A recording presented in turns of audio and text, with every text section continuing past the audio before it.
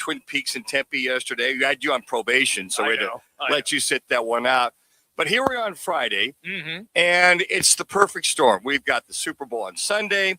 The Olympics have started. We got the WM Open going on. It's awesome. We got the Phoenix Suns folding like a tent with about 5 minutes to go against basically I thought was the G League team of the Golden State Warriors who made 23s and beat the Suns. I texted you last night after that game. I said, what a gag job that was.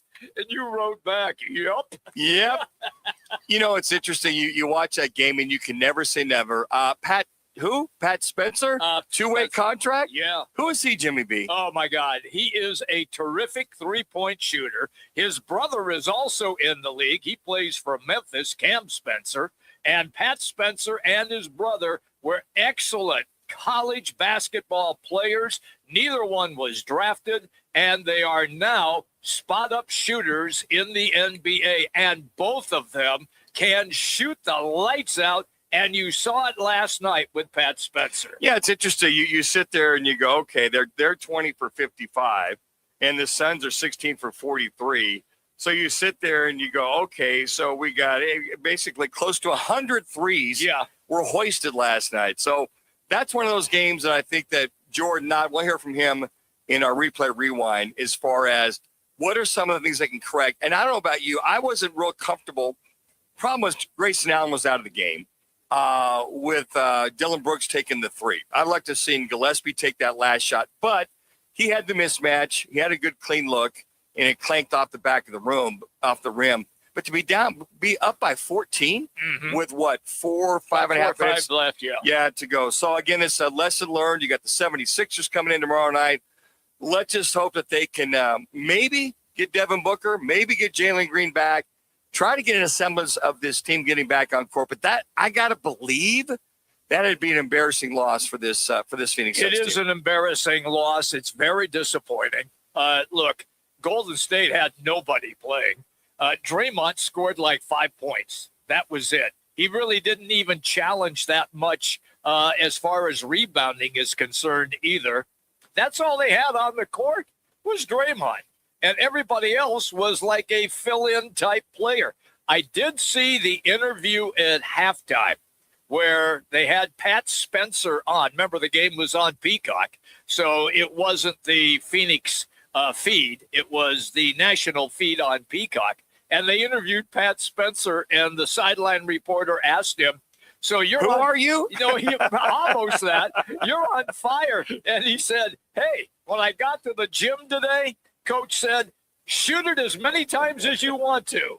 And that's exactly what they did. The Warriors just were running and gunning and letting it fly from everywhere, and it paid off in the final 5 minutes. And I also felt that the pace that the Golden State Warriors kind of had a feeling that the Suns, you never take anybody lightly in the NBA. Can't. And you know that after broadcasting for many years, that these guys can all shoot.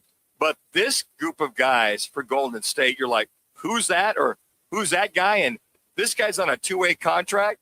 So, again, once again, it just goes to show you can never take anything for granted. This team needs to close it out. This is like the second or third time this team has had a lead and could not close it out. I don't care whether Booker's in the game or Green's in the game or not. You got enough talent on that court to close it out. They missed several shots. They did. Key shots. Golden State makes them. Next thing you know, they're 4 down. Next thing you know, they're up by 2, and then you're going back and forth. Grayson Allen's out again with the knee injury. Hopefully it's not that same knee. I'm with you. But they just could not close it out. It's very unfortunate. So I guess you just got to look at the lessons learned, Jimmy, with these losses the Suns have had with the team like Golden State going, you ain't so bad. We got our backups. Yeah. And as you mentioned, Draymond Green scores, 5-6 points total? Yeah. And you got these other guys who are like, who? And Porzingis isn't even there. No. He's on a flight to Golden State, wherever they're going next. So, once again, the Suns. I think they play the Lakers. Yeah, they blew that game. So, it's on to tomorrow night against the 76ers. All right. Last night, I tried to watch some of the Hall of Fame, very disjointed broadcast. Just didn't have a lot of sizzle.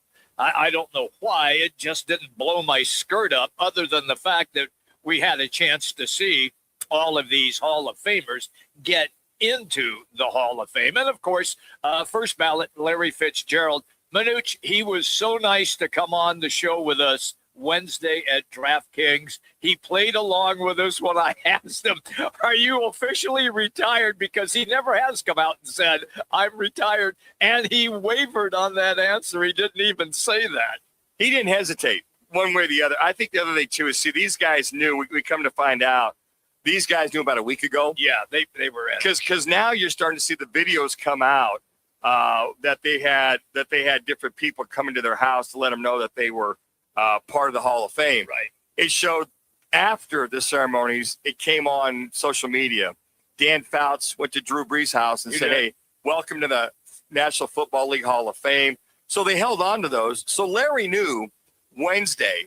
And it was interesting when I asked him, because I follow up on your question when you said, hey, would you ever come and play again?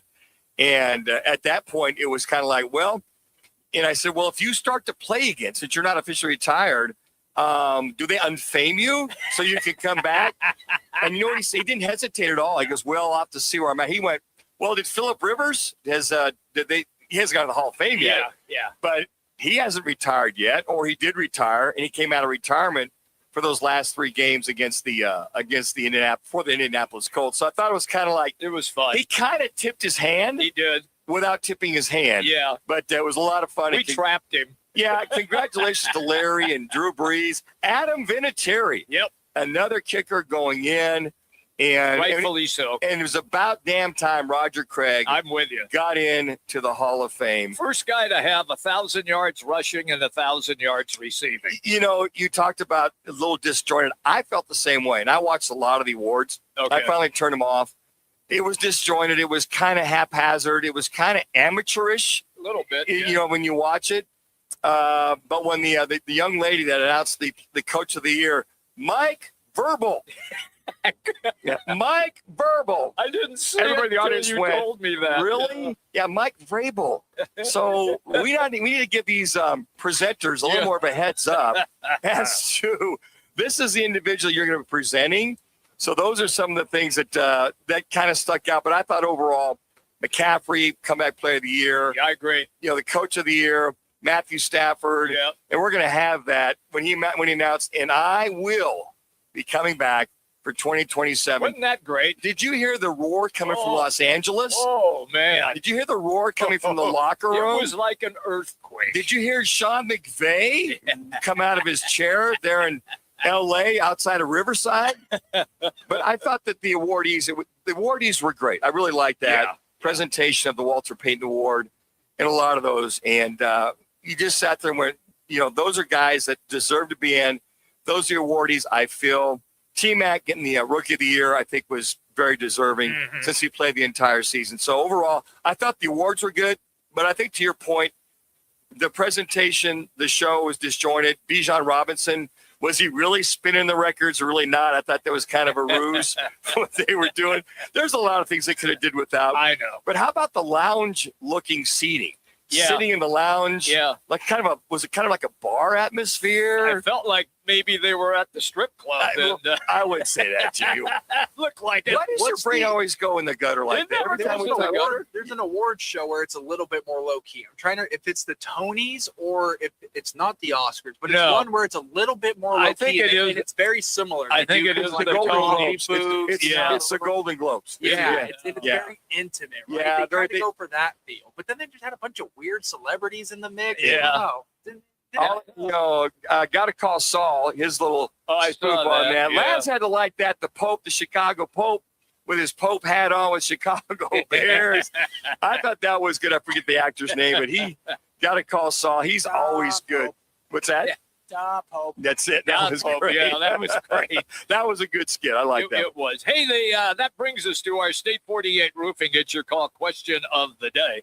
And you can call State 48 Roofing for a free roof inspection before the leaks hit. Keep your roof sexy with State 48 Roofing, Arizona's #1 referred roofer. State 48 Roofing online at state48roofing.com or just call them 480-268-45 09. The question today, Manuch, you must have spent hours. You sitting down? Hours Get on your hands this. at 10 and 2, everybody. Yeah, here we All right, go. fire it up. This is going to take a lot of thinking. Who will win Super Bowl 60?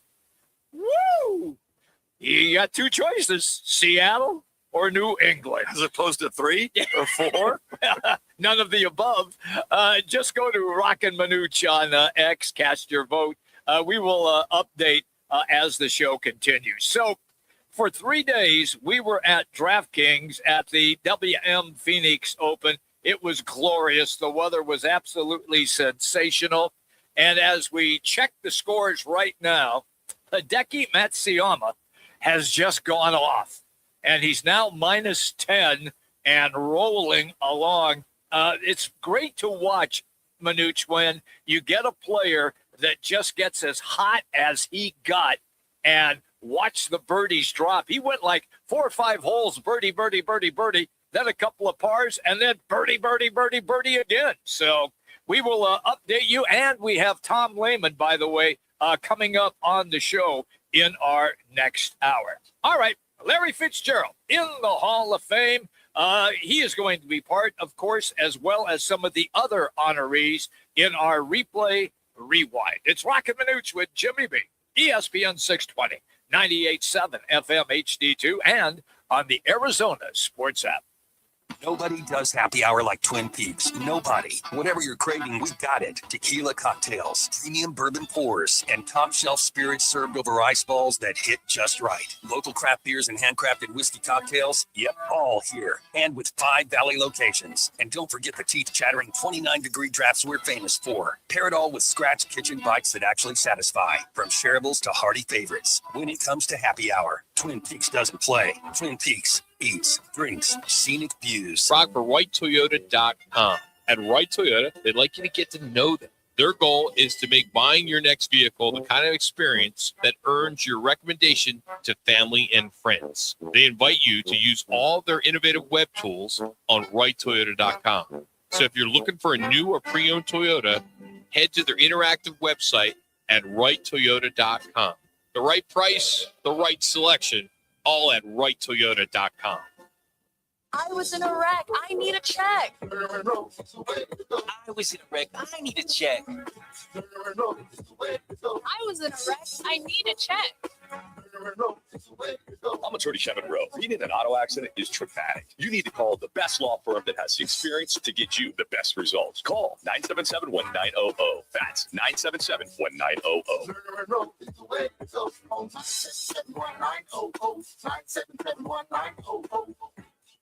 Another Arizona storm season's rolling through. Before the next big downpour hits, call State 48 Roofing for your free roof inspection. Whether it's cracked tiles, flat roofs, or old shingles, don't wait for leaks to show up. State 48 Roofing is Arizona's #1 referred roofer. Trusted for over a decade in both residential and commercial roofing. Protect your home, protect your business with State 48 Roofing. Visit state48roofing.com or call 480-268-4509 today. Game on Peoria. When it's time to eat big, drink cold, and watch every play, make it Big's American Bar and Grill in the P83 district. Big's is serving up huge portions of your favorites. Burgers, wings, nachos, plus a full bar and TVs everywhere you look. And don't miss happy hour Monday through Thursday, 3 to 6:30 p.m. with $2 off well drinks and $2 off domestic drafts, plus daily specials all week long. Bring your friends, grab a seat on the patio, and settle in for the game. Big's American Bar and Grill, where Peoria comes to play, eat, and watch.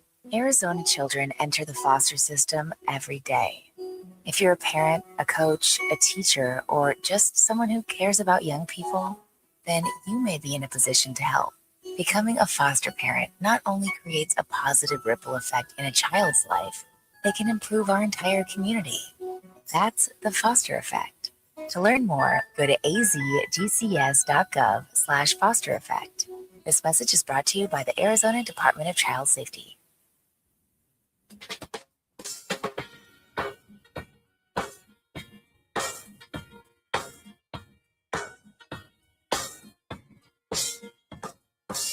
Now it's time for our Replay Rewind. The top sounds of the night and whatever Rock decides to add. Let's get to it in Replay Rewind with Roc and Manuch with Jimmy B on ESPN 620 and on FM at 98.7 HD-2. The 2025 AP Most Valuable Player presented by Invisalign is the great Matthew Stafford.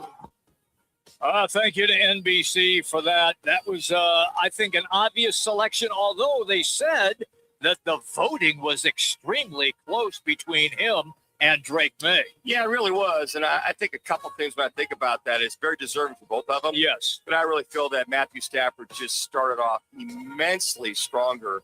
Didn't quite finish as strong as Drake May did, but he took him to the NFC title. So it was pretty much, at that point in time. So I think when I think of watching this and seeing this unfold the entire year, I think it's very deserving that Matthew Stafford got to that situation. And here is Matthew Stafford, the aforementioned MVP. I'm so happy to be able to teach the blessings and those lessons of this game to you guys, through you guys. You're unbelievable cheerleaders for me. I appreciate it. I am so happy to have you at the games on the sideline with me, and I can't wait for you to cheer me on next year when we're out there kicking ass. And so I'll see you guys next year. Hopefully I'm not at this event, and we're getting ready for another game in SoFi. So I appreciate you guys. Thank you very much. I thought that was awesome that he made that announcement, that he's not going away. And the way he did it, it was, by the way, I'll be back here again next year. Hopefully not here. We'll be getting ready for the Super Bowl at SoFi. Everybody went, he's coming back. Yeah. I mean, that was up there with his girls, his 4 girls. Yep. And his lovely bride. You kind of went, okay, all right, LA Rams, get yourself ready. So I think Sean McVay, that's invigorated the staff, invigorated the team, and good for him. I really, quite frankly, thought you got your Super Bowl ring, you got your MVP that he'd right off in the sunset. Mm-hmm. He's got more juice in the tank. He does. And I think that lower back's probably doing a lot better as well. Mike Vrabel, what did she call him? Verbal. Yeah, Mike Verbal. Mike Verbal. I'm like, are you kidding me? Come on, people. Coach of the Year, here he is. Congratulations first to all the amazing award winners tonight. You're the reason that our game is so special. It's an honor to be recognized amongst the great coaches of our league, especially Kyle and Liam, Ben, and of course, Mike. Ultimately, my name will go on this award, but this award belongs to a building. It belongs to a staff. And ultimately, it belongs to the men in the locker room who believed when they couldn't always see it and also bought in when it wasn't easy. I appreciate that and everything they do. We did this together, and I'll always be thankful and grateful to be your coach. I'd like to thank Robert and Jonathan Kraft and everybody in our building that helped us win on and off the field. And to stretch, the world may know who you are, but they'll never know the impact that you made on our team, my family, and obviously me. And for that, I'm grateful. To my amazing friends and family, wonderful wife, Jen, my sons, Tyler and Carter. Appreciate you guys for being along on this ride. It hasn't always been easy. I love you guys, and thank you again. We're going to catch up with Jim Haslett, former Saints head coach at 3:30, my ex-teammate with Buffalo, and just ask him how he felt Vrabel could turn that around. Now, they had a great offseason as far as free agency was concerned. They had a lot of money. They did a great job with drafting. They've already got the franchise quarterback. So they really built on that, anxious to get Jim's take on what he saw, that the Bill Belichick blueprint was down for a couple of years, but reinvigorated or reinstated by Mike Verbal / Vrabel. Mike Verbal. That just cracked me up. Come on, people. We have a local tie-in in the state of Arizona for the Offensive Rookie of the Year. Yeah, T-Mac, Tetarola McMillan, getting the award last night. I hope everybody having a good night tonight. Super blessed and humbled to receive this award. To me, the most humbling thing is that I know that I could have never done this by myself. First off, I want to thank my mom for always being there for me. She the real soldier. I want to thank my family for just teaching me the importance of, humility and respect, and for always just supporting me. I want to thank Mr. Tepper, Mrs. Tepper, Dan Morgan, Coach Canales, Coach Moore, my teammates, and, just the whole Panthers organization for believing in me. Man. God has just been so amazing to me. He has blessed me with amazing opportunities. He has surrounded me with such incredible people who have invested in me and, impacted my life. Man, God is just so amazing. Without him, none of this would be possible. I'm just so grateful, so blessed, man. And, I hope that, I can inspire future generations to chase their dreams. Thank you. God bless. Manuch, you saw his brilliance at U of A, and you knew he was going to be a stud wide receiver. And it didn't take him long, a couple of games, and he turned into the go-to guy for the Carolina Panthers. I like how his mom, it's Tetero, just for all those that are out there, not Tet, it's Tetero. So you get the correct pronunciation of his name. And then have Tyler Shuck's father-in-law up there and all the individuals that were up there for that Rookie of the Year. I like that piece. It's very personable to have those individuals up there to kind of introduce who their particular person was that they were.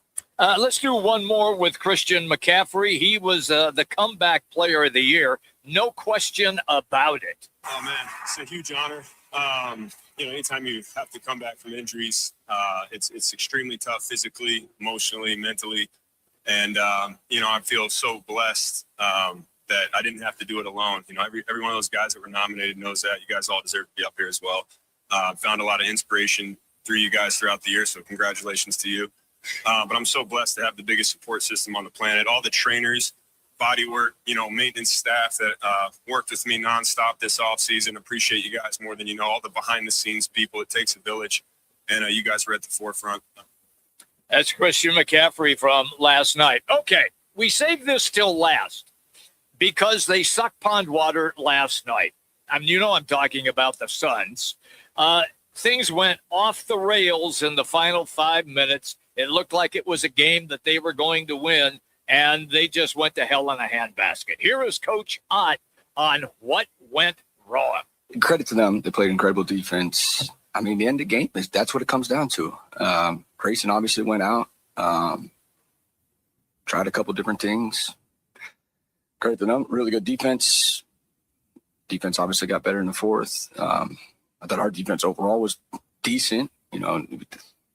Can't give them a layup to tie it up. And then they got us in transition. So, yeah, we'll take a look. Got to find a way to score more than 15 in the fourth. Sounded like he was out of words. He was bent out of shape. Well, yeah, I was too. I think he kind of tempered himself. Yeah, because I've never seen Jordan not go off per se. Right. But I think he was very upset, very angry, and it really took him a lot to kind of come out with, he caught himself saying out hustled. They did outshoot him.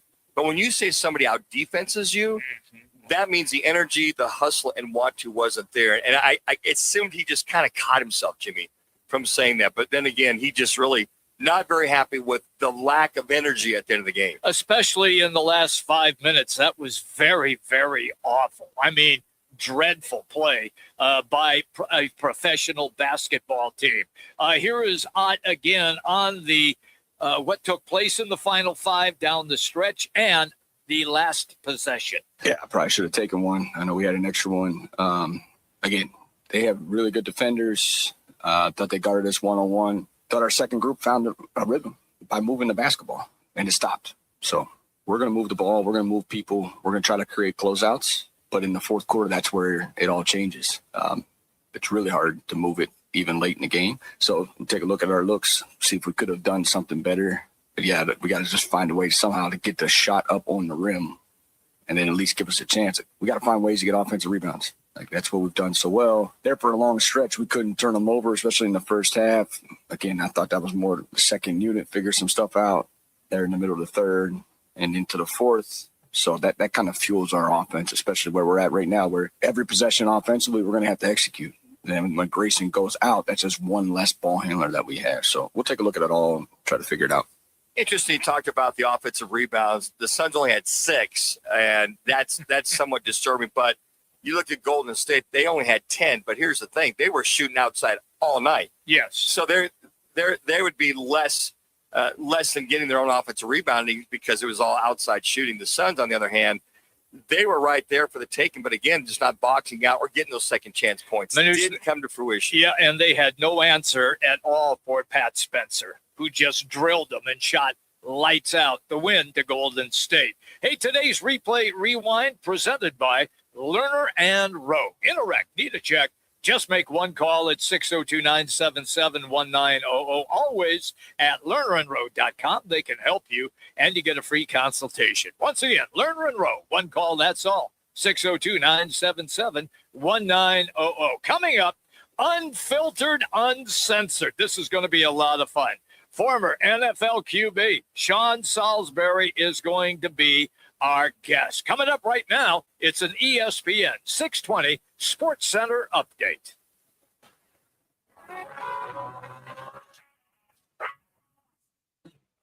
It's now time for your Roc and Manuch with Jimmy B's ESPN 620 Sports Center update. I'm Matt Lazarus.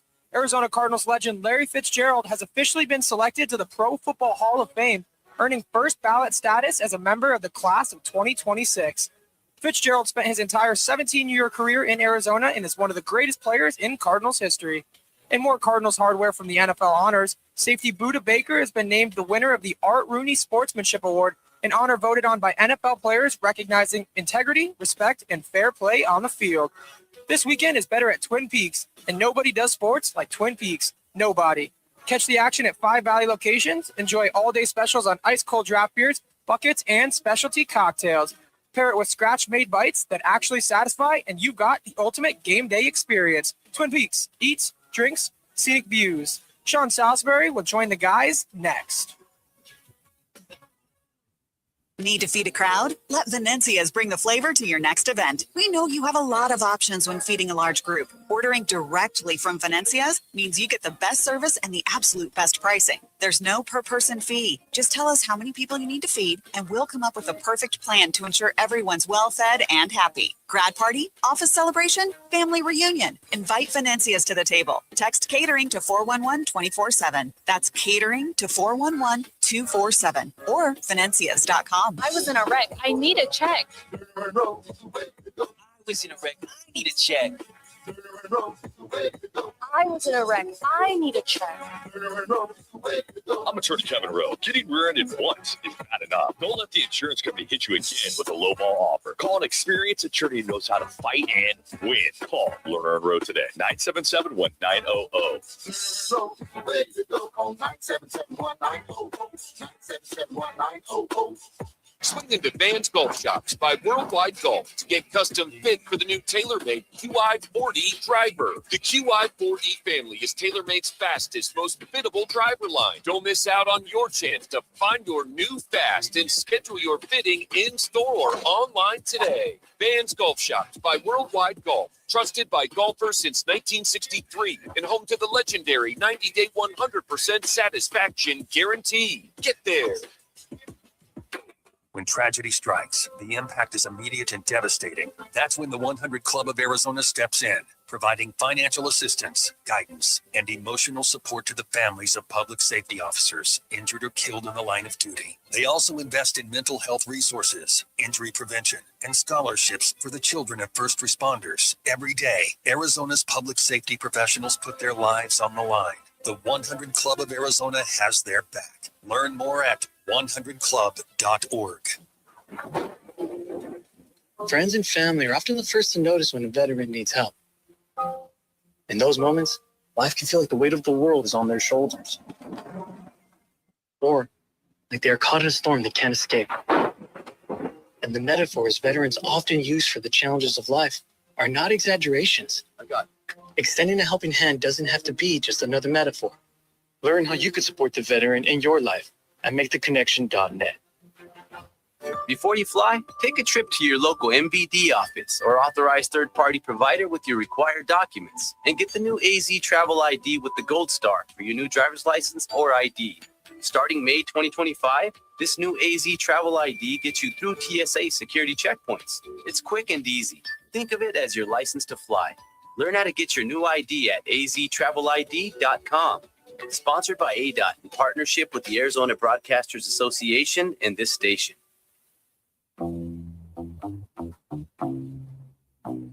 Time for your uncensored and unfiltered view on football and even life. Former NFL and USC quarterback, the QB maximizer, Sean Salisbury. Salisbury protected well.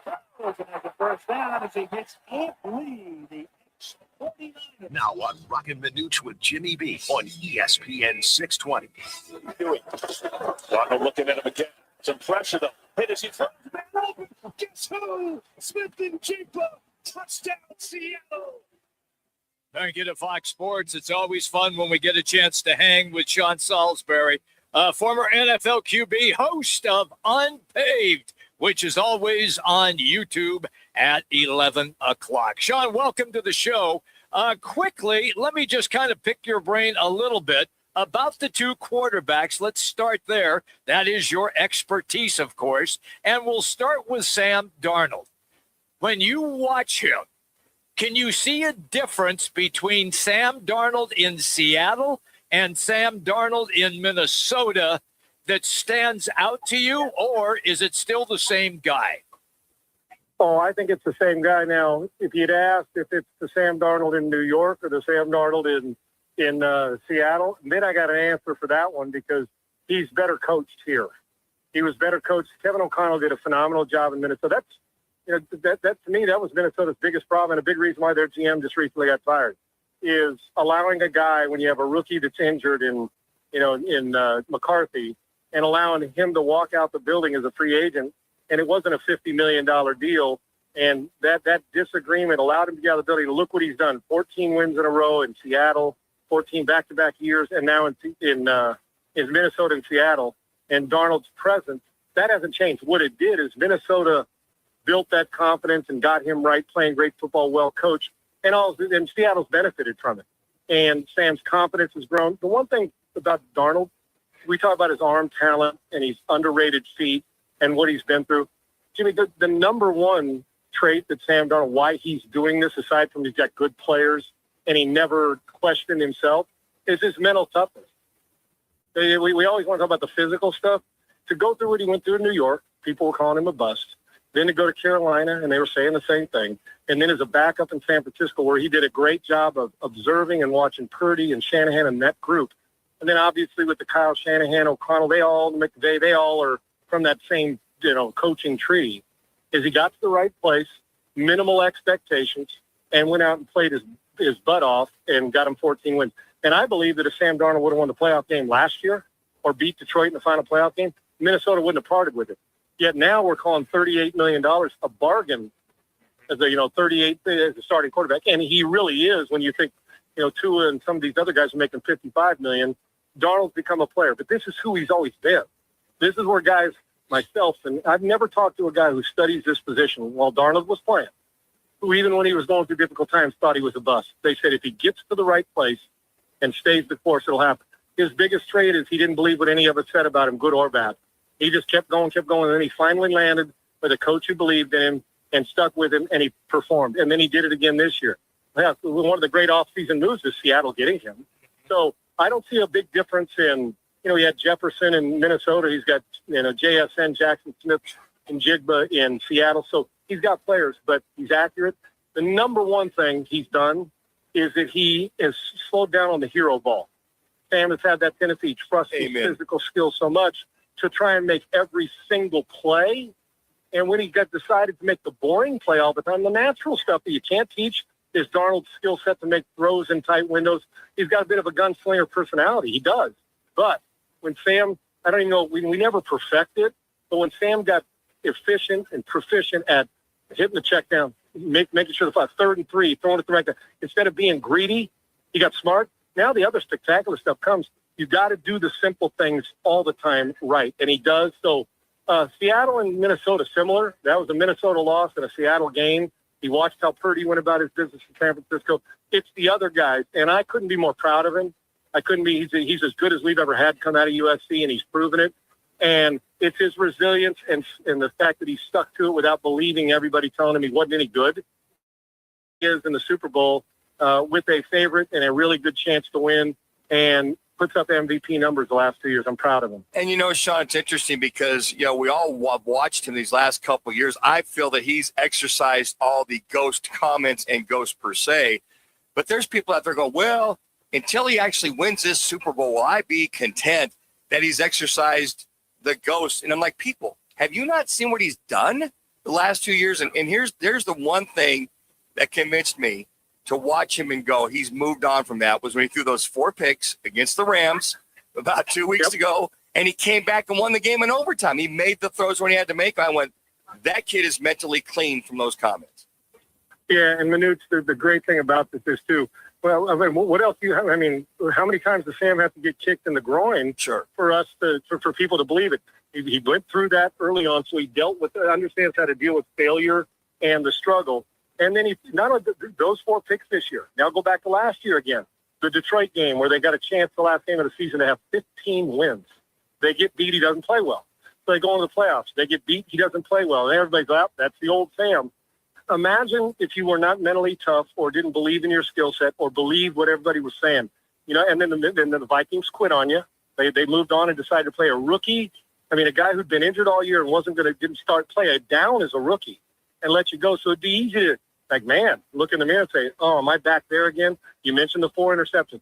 What he did, he didn't let it fester. Yes. So he's been through plenty of stress. That's why in this game, the moment's not going to be too big for him. Well, I mean, he's had every negative thing said about him that can be said. And he's at a place where only 2 get to play in it, and one's going to come out with a win in this game when it comes to the 2 quarterbacks every year. So the things that people say, well, yeah, because if he wins this game, or let's say he loses this, you know what they're going to say? See, he didn't, yet he got it. If he wins it, Manuch, you know what they're going to say? Well, let me see him do it again. Yeah. And the great thing about it is we all do the banter, and Sam doesn't buy into it. And to me, the best players, the resilience he's shown, I don't care. I mean, for him, I wanted to play great because it's like, but even if he does and he wins and he's the MVP, you think it's going to change his approach to next year? It's not. And neither will failure. My favorite thing about him is how he's dealt with failure. And you see how humble he is in success. I think we're in for, it's not the sexy game with Mahomes or Josh Allen, even though Allen hadn't been in it, or, you know, the Bradys of the world.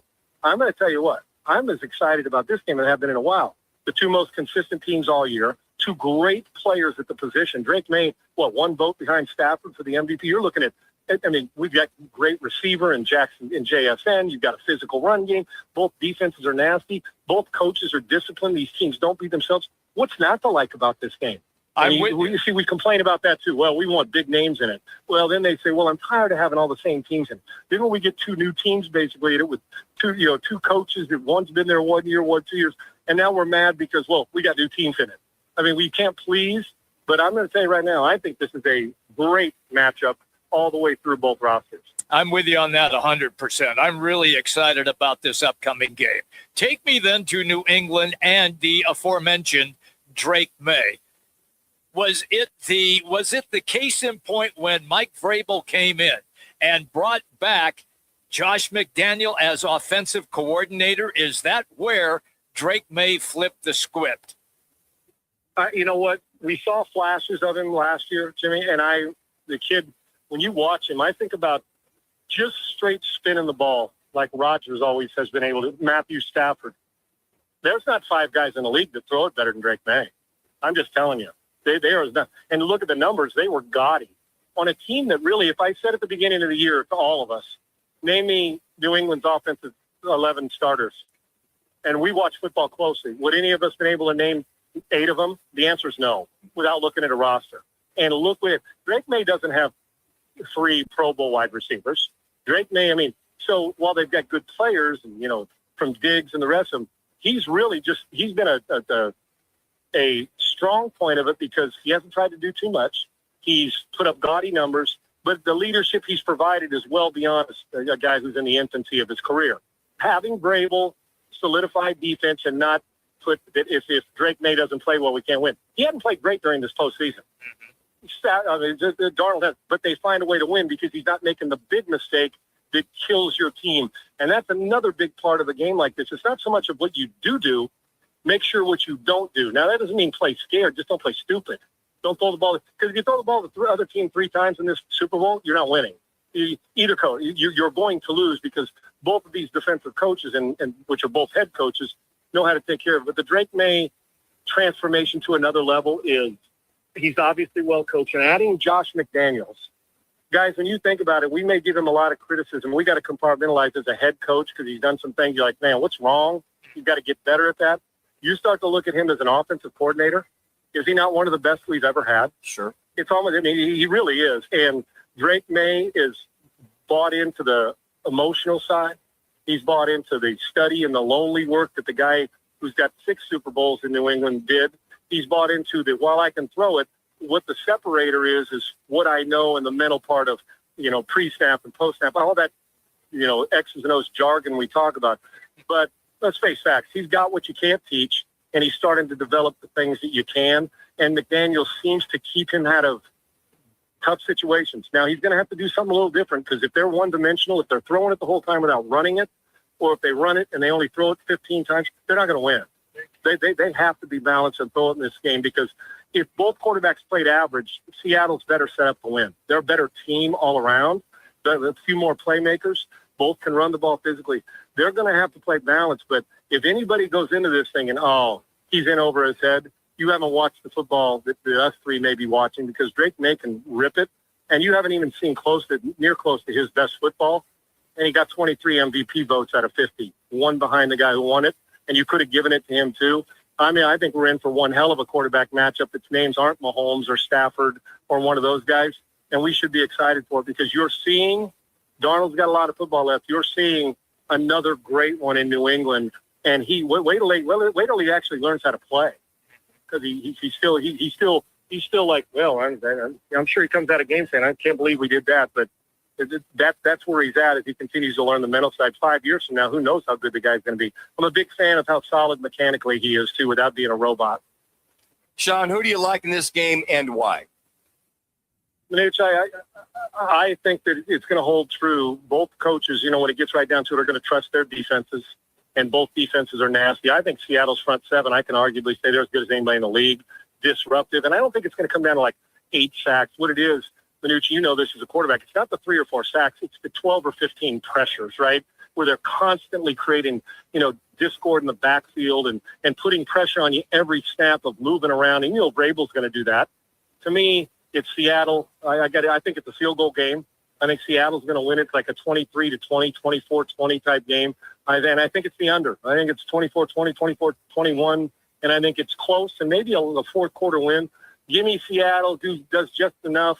And I think that they'll make just a few more plays, and that's what it's going to take.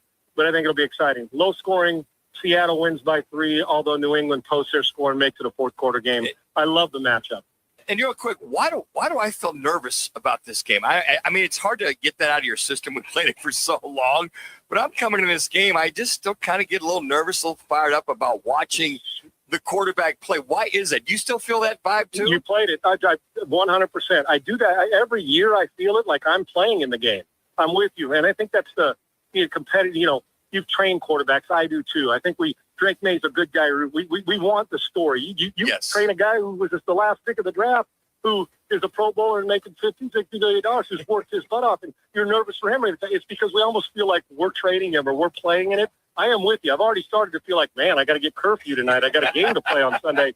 I'm with you. And I think that goes with our love and passion for the game, because what I don't want to see is some guy walk off the field where everybody in the world saying, that guy didn't belong in the Super Bowl. You want him to have, you want the team to win, but I want it to be competitive. So I'm with you.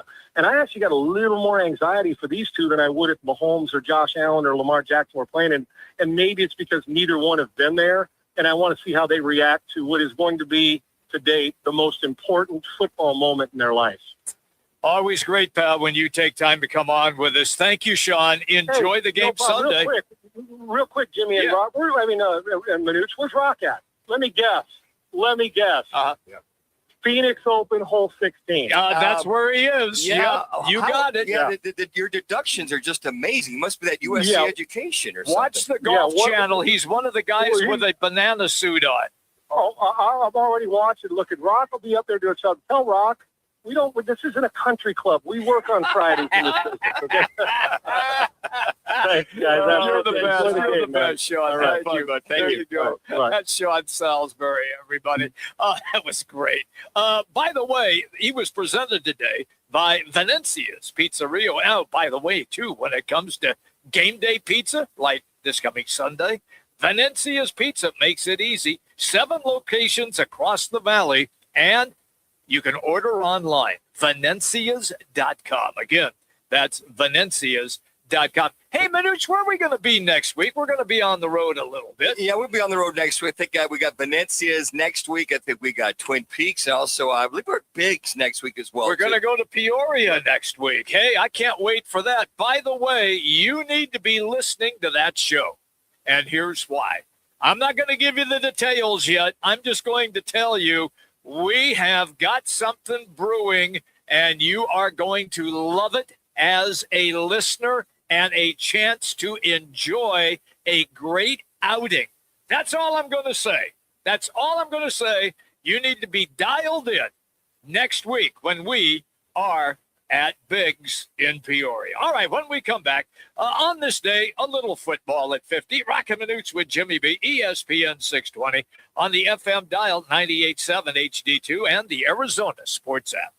Game on Peoria. When it's time to eat big, drink cold, and watch every play, make it Biggs American Bar and Grill in the P83 district. Biggs is serving up huge portions of your favorites. Burgers, wings, nachos, plus a full bar and TVs everywhere you look. And don't miss happy hour Monday through Thursday, 3 to 6:30 p.m. with $2 off well drinks and $2 off domestic drafts, plus daily specials all week long. Bring your friends, grab a seat on the patio, and settle in for the game. Biggs American Bar and Grill, where Peoria comes to play, eat, and watch. Join the team at All City Towing, Arizona's largest towing company and leader in roadside service. We're hiring dispatchers, call takers, lot attendants, drivers, and customer service pros ready to grow with us. You'll enjoy state-of-the-art equipment, consistent schedules, full health benefits, a strong 401k match, employer life insurance, and a monthly fuel allowance. Take your career to the next level. Apply today at allcitytowing.com. All City Towing, where your future is always moving forward. With Sun Devil women's basketball, it's not just a game, it's a show. The speed, the swagger, the no-look passes that make the crowd gasp, the intensity that feels like it could light up the court by itself. Every night, this team brings fire, fast breaks, big moments, and defensive energy you can feel from the top row to the hardwood. If you want basketball with heart, pipe, and pure showmanship, you want Sun Devil women's basketball. Get your seats now at sundeviltickets.com. Arizona's headquarters for Toyotas is Wright Toyota. Hey, Rock, for my friends at Wright Toyota in Scottsdale. You will always find the right deal at Wright Toyota. Wright Toyota has been driving Arizona's home for years with their amazing service, pricing, and great selection. I encourage you to discover the difference at Wright Toyota. Make the right choice, Wright Toyota, just off the 101 on Frank Lloyd Wright Boulevard, and always online at wrighttoyota.com. The right price, the right selection. Check out wrighttoyota.com. Twin Peaks is the best in the game. Here, the ultimate lunch lineup boasts wall-to-wall sports and scenic views. When you're hungry and in a hurry, the Scratch Kitchen delivers lunch in the clutch. I mean, where else can you order a 29-degree draft beer and a quickie combo on your lunch break? Only at Twin Peaks, the #1 sports bar. Twin Peaks Scratch Kitchen scores every time. Dig into hand-smashed burgers, chef-inspired flatbreads, and more at your local lodge. When I grow up, I want to be a ballerina. Because dancing makes me happy. I get to entertain people, and nothing makes me feel more like me. PI, a defect of the immune system, affects millions of children. Early and accurate diagnosis and treatment give children like Olivia a chance to achieve their dreams. It takes a great team to put on a show. It also takes a great team of caring people to keep a dream alive. And now my dreams are coming true. For more information, visit the Jeffrey Modell Foundation at info.pi.org. Roc and Manuch with Jimmy B want to take you back. A quick reflection on some of the more memorable moments in sports and pop culture. Now, time for your Wright Toyota on this day report. Wright Toyota, right on the corner, right on the price. Wright Toyota in Scottsdale. Welcome back, everybody. So I get a text, and I just mentioned the fact that Rock at the golf tournament in one of the banana outfits. He says, I'm not supposed to talk about that, Manuch. I'm not supposed to give away He's on assignment. His identity. Yeah, I know. That's what he's on assignment for crying in a banana outfit. All right, let's do a little on this day. A 1995 Major League Baseball outfielder, Darryl Strawberry, suspended for baseball for 60 days. Woo. For a positive cocaine test. Yep. I think that's about the time he hit the wall and started to hopefully, I think at that time, get his act together. What a talent. He was. This guy. 2005 Super Bowl 35, Alltel Stadium in Jacksonville. The Patriots beat the Eagles. Sorry, Rock. 24-21. The MVP, Deion Branch. Yeah. That was at, they were trying to lead the final drive. Donovan McNabb came up just short. And Terrell Owens, tried to come back, did a pretty good job coming back off that, was it an ankle fracture? Ankle fracture, yeah. Something along those Yep. lines. And then 2011 at Cowboys Stadium, the Super Bowl, the Green Bay Packers come back, doggone it, and beat the Pittsburgh Steelers 31-25. Aaron Rodgers finally gets the Super Bowl. He's named the most valuable player in that game. Roethlisberger and him going back and forth. The good thing about watching NFL Network late at night, they show all the replays of the Super Bowls. Yeah, it's fun. Steelers had that game. They do. But Rodgers got hot. They come back, and they win that Super Bowl. So there's a little, on this day, little baseball, little Super Bowl flavor I like for it. January 6th. Let's don't waste any time. We know what's coming this Sunday. It is indeed Super Bowl. And we've got some football at 50 to discuss. Right now, it is all presented by Backyard Desert Ridge. You know, it's interesting. The prices were starting around $6,000. They're falling down to about $4,350. While the median list price has dropped from $9,500 to $6,200. Now, the average ticket sold is around, let's say, $7,700. So as things are coming down, it's coming down more and more. Now, the Super Bowl record is trailing only the Chiefs and 49ers in the Vegas game. That was one of the highest tickets ever for a Super Bowl. I remember the face value of our Super Bowl tickets we would get, when I was with Buffalo, each player got 2 tickets. The face at that time was like $150 per ticket. And everybody thought $150. So the players would come to me and go, "Hey, Manuch, you giving them away? I'll buy it for you." But you could not sell your ticket. If you're an NFL player, you cannot sell your ticket for more than face value. And I know that for sure. What was it? A few years ago, Rock bought Bryce Perkins tickets. He got his tickets, but he had to sell them at face. So the players can't make any money. They can't make any cash off that sales price. Well, we talked about this a little bit the other day as the National Football League going international. Now, the Dallas Cowboys will play in Rio de Janeiro in Brazil, likely week 3 of the national window, while San Francisco will take on the Rams in the league mark, which will be the first game ever in Australia. Man, that's a long flight. Wow. The only other professional game I can think of in Australia, remember about, I'm going to say 5 or 6 years ago, the Dodgers and Diamondbacks played over there in Australia. I remember that. And we talked to Tom Candiotti, who does the color for the Diamondbacks. And Candy says that's the longest ass flight I've ever been on, going and coming. So they played like a couple days before. Right. So they did like a 3-game series there. They came back. He said, hell, it took me about a week just to get back into the swing of things. So I can only imagine playing on a football game as far as that's concerned. The NFL celebrated itself Thursday night. We saw the NFL honors there in San Francisco. Highlighted by the tight race. And then the Pro Football Hall of Fame class of 2026. As we mentioned earlier, Rams quarterback Matthew Stafford narrowly edged Patriots second-year man Drake May for the MVP. One of the closest votes in decades. And I got to imagine they basically split hairs as far as that was concerned. And then the Hall of Fame class will now include Drew Brees, Larry Fitzgerald, Luke Kuechly, Adam Vinatieri, and Roger Craig.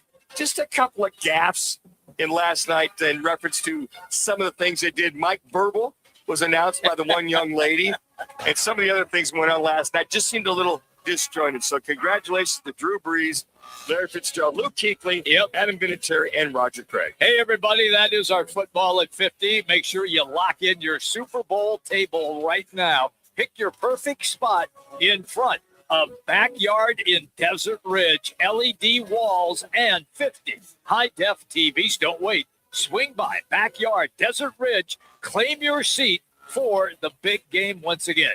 It is Backyard at Desert Ridge. All right, coming up next, we're headed out to the golf tournament. Yeah, PGA Champions Tour player, 1996 British Open champion, Tom Lehman is going to be our guest. Also coming up, the sports professor, Rick Horrell. It's Roc and Manuch with Jimmy B, ESPN 620, 98.7 FM HD2, and on the Arizona Sports app.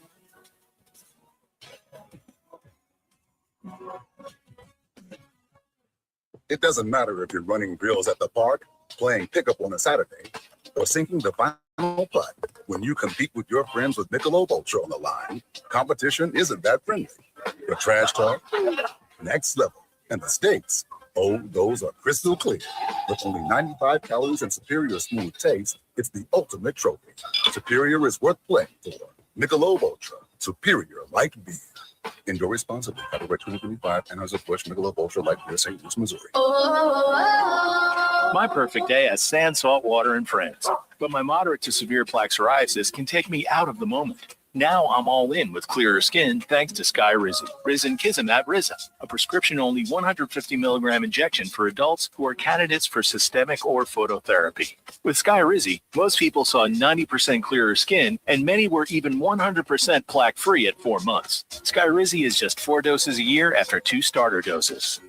Don't use if allergic to Skyrizi. Serious allergic reactions, increased infections, or lower ability to fight them may occur. Before treatment, get checked for infections and tuberculosis. Tell your doctor about any flu-like symptoms or vaccines. Thanks to Skyrizi, there's nothing on my skin, and that means everything. Ask your doctor about Skyrizi, the #1 dermatologist-prescribed biologic in psoriasis. Visit Skyrizi.com or call 1-866-SKYRIZI to learn more.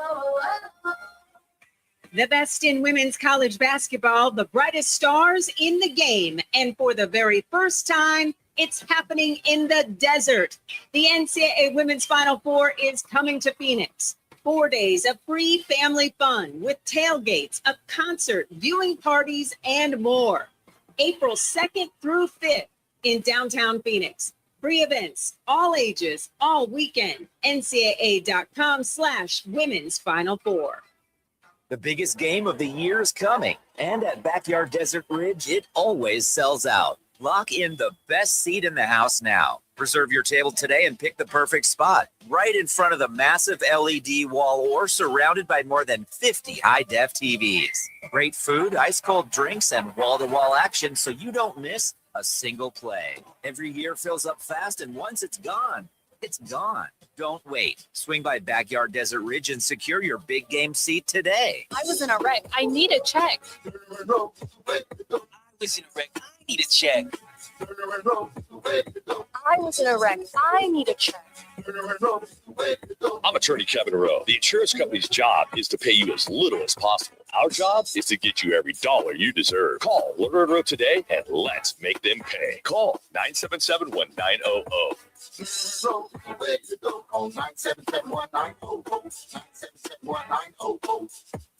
KTAR AM Phoenix, Arizona's home for the worldwide leader in sports, is ESPN 620. And now, an on-air sports marketing presentation.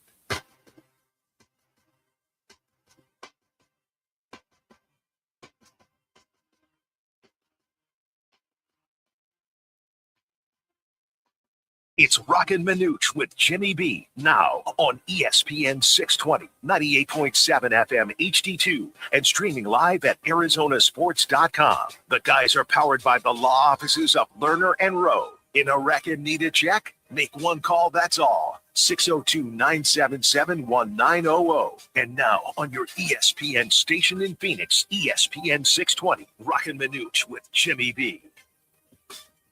All right, everybody, welcome back in Hour 2. We roll all the way until 4 o'clock. Rock is in the banana outfit out at the 16th hole. So don't tip everybody off. I'm sorry. He's on assignment. Sorry. He's on assignment today at the... Somebody has to do it.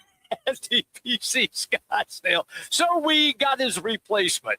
And the guy's not bad. He's not bad at all. He was the 2000 WM Phoenix Open champion.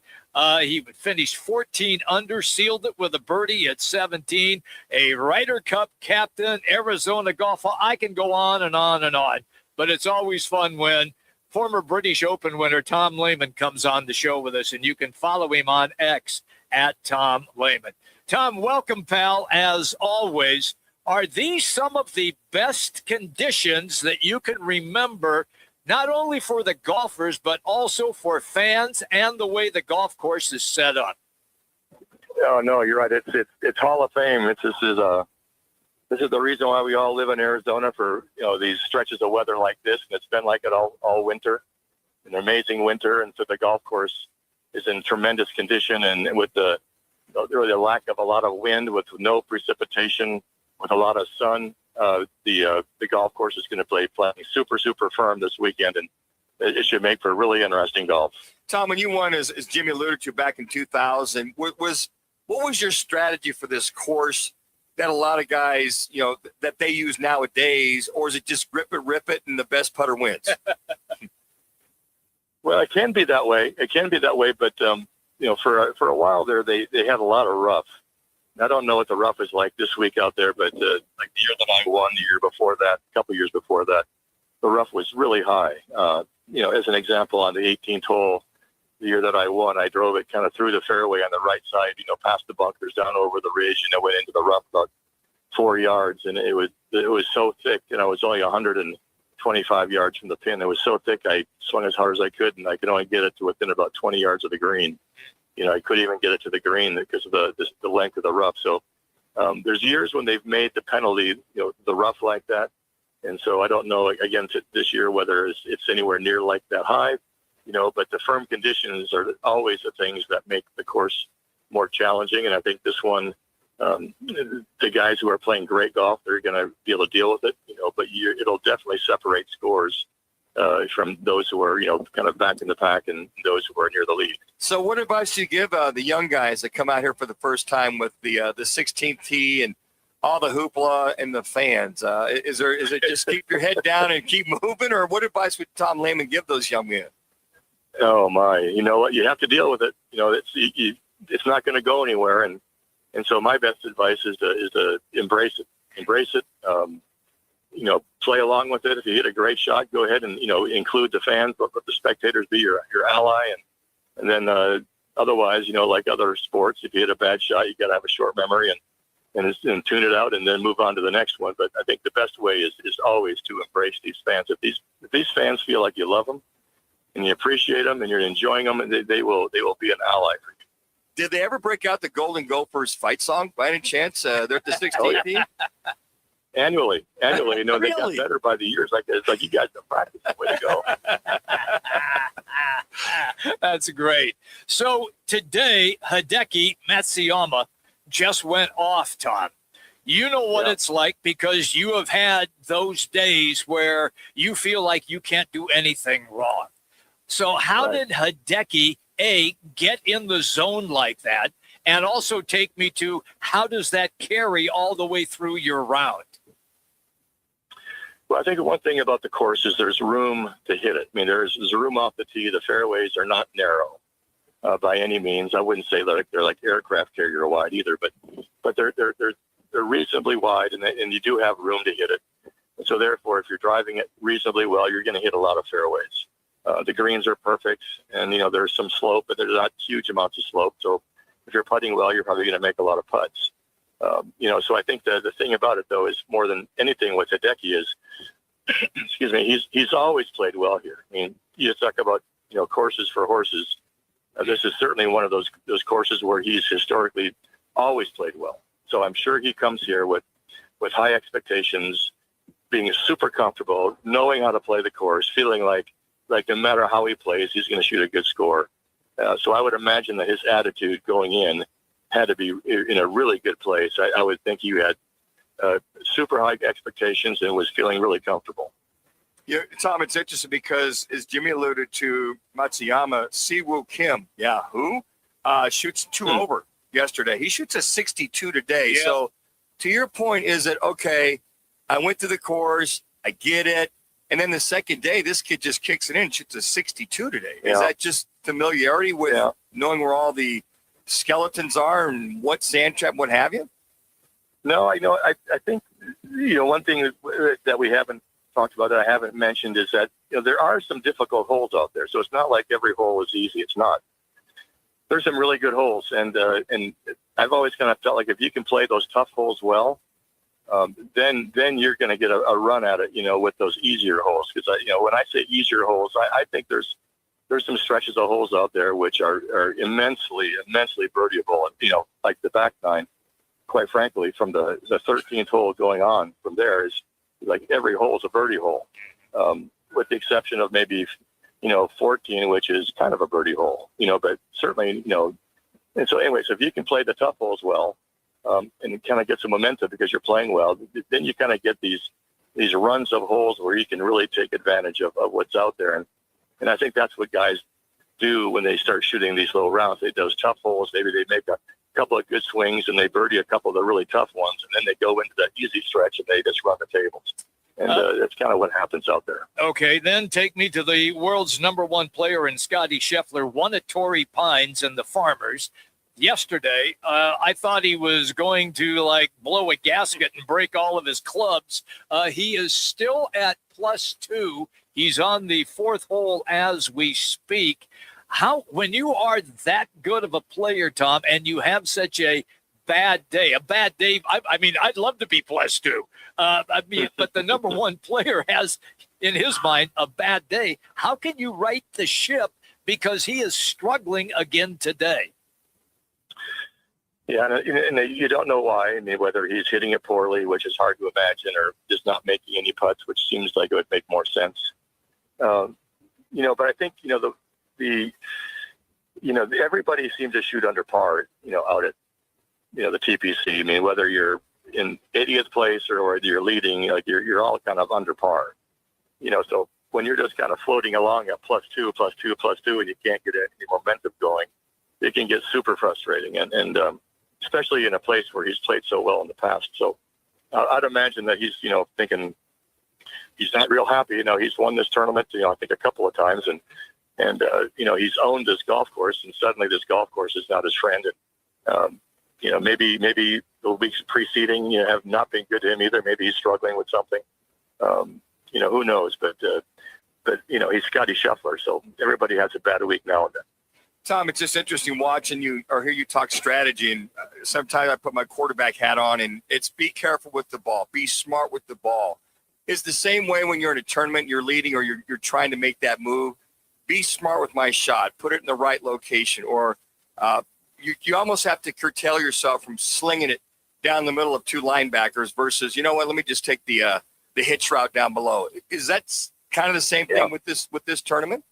Yeah, there is. There's some holes where you're just, kind of taking what it gives you. You just a little, little slant over the middle, 7 or 8 yards, and just move the ball. And that's why what I'm saying about the tougher holes.